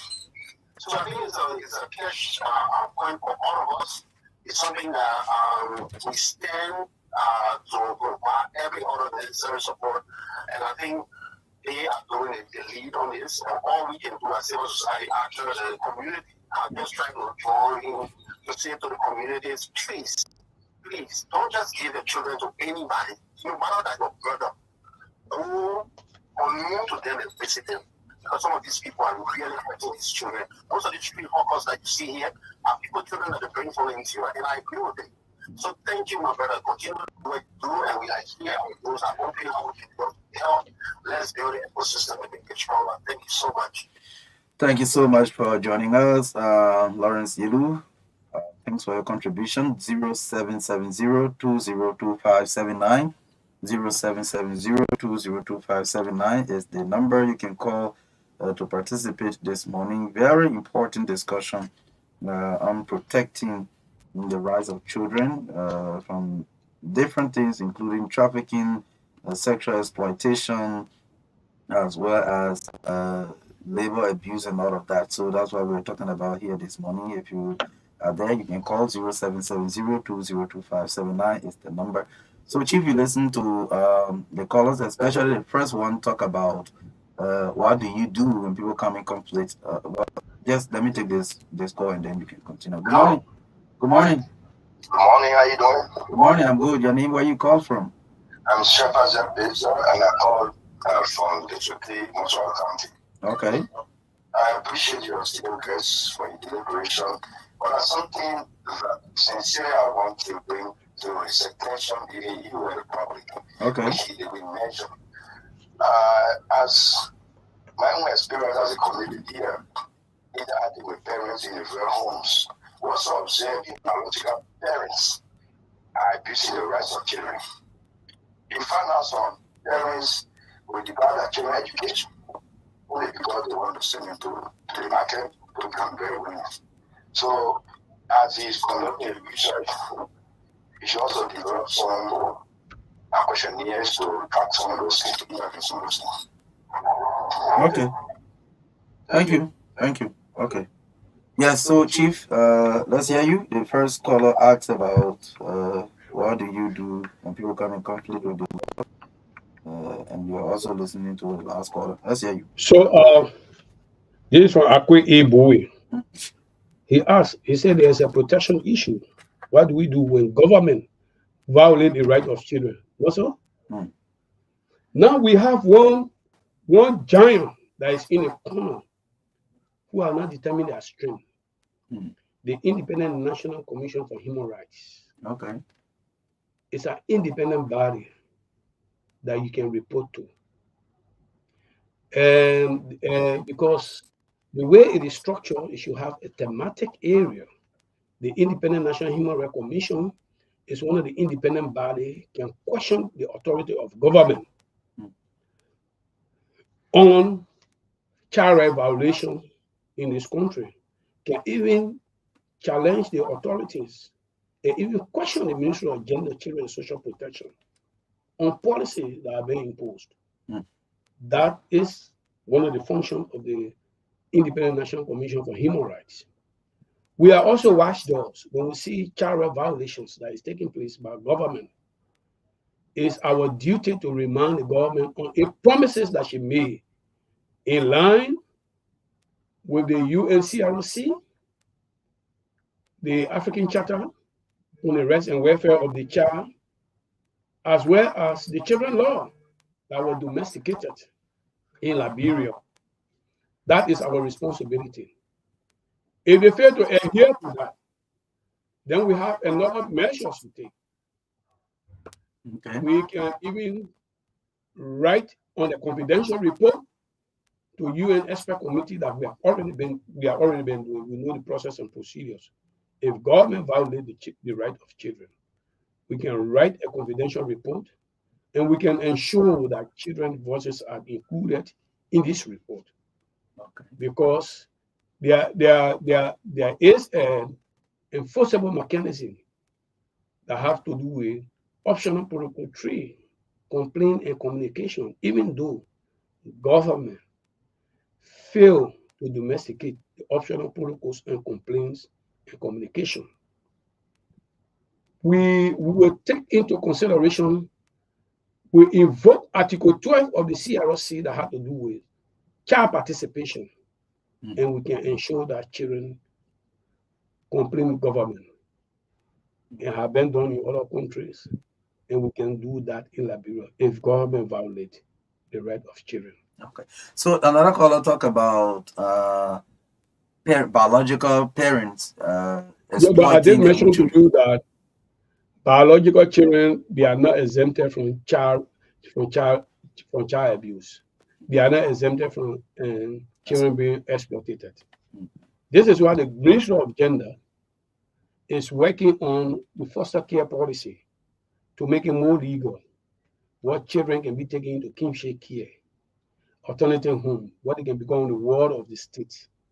That policy has been lingering between the Ministry of Health, Alatam, and Social Welfare. Now is at the Ministry of Gender, Children, and Social Protection. I hope, because the legal framework of that includes the ECOWAS guidelines, the UN guidelines, including the children law. So I hope the Ministry of Gender, Children, and Social Protection will come up to legalize the foster care policy so that parents who are violating the children can find an alternative.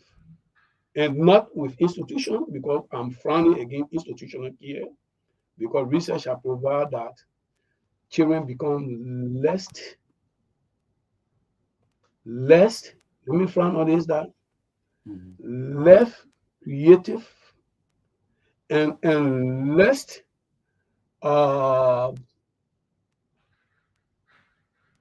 they participate less in community and environment, and they are not creative, and they are not attentive in institutions. And so SOS had decided not to do with Okay. Institutional care. institutional care. In other countries around the world, including the Netherlands, they are doing away with institutional So what care. is preferred? A family member taking the child? Kinship care is a move because the best place for the child is the home and the community. Okay. That is good. Chief, however, So we I want to commend Lawrence Yelu. He is my colleague. We work with them because it's not only about youth. The foundation of human rights is children's rights. So we work with my brother Lawrence Yelu. He's one of the voices when it comes to civil society in Liberia that is highly respected. So we count on him to work with him because we need partnership, we need networking, because we cannot do this alone. We have to work with like-minded civil society organizations, including the Child Protection Network of Liberia. We are also open to them to ensure that we eliminate this menace in Liberia and make sure we force government on a promise that she made when it comes to international protocol, international conventions, so that government can live up to a promise in the best interest of the children of Liberia. okay. So use a minute and a half and send your parting comments to our followers, listeners. What message left for the Liberian So, people? in this regard, I'm appealing to parents, caregivers, employers to protect the rights and welfare of children under their custody. The children are our future leaders. The children are to be protected in the best interest that will protect their life, that will protect their health, and ensure that they go to school and ensure that their hair care is taken in consideration. Now, let me tell you something, Amaka, before I close on this. When it comes to child protection, the only thing majority of our listeners know about child protection is to take the child to the hospital, the clinic, and send it to school. But the other aspect of child rights and protections is being ignored. That is child participation and protection against violence, abuse, and neglect. So we are leaving no stone behind, along with the sustainable development goal. All hands should be on deck when it comes to children issue, more especially when it comes to exploitative child domestic workers in the Republic of Liberia. I thank you very much. Okay. Well, thank you ever so much for coming through this morning. He's Atolin Fodekawa, the Executive Director of Defense for Children International, here talking about their ongoing project. It being a wonderful discussion and conversation this morning. Thanks to all of you who participated, whether online or by radio. Thanks ever so much. Thanks to Olu Roberts, Rachel Lucining, and Marka Davis will be here tomorrow again with another edition of the TBS here on Truth 96.1 FM, the heart and soul of Liberia. This is where national unity begins. Bye-bye.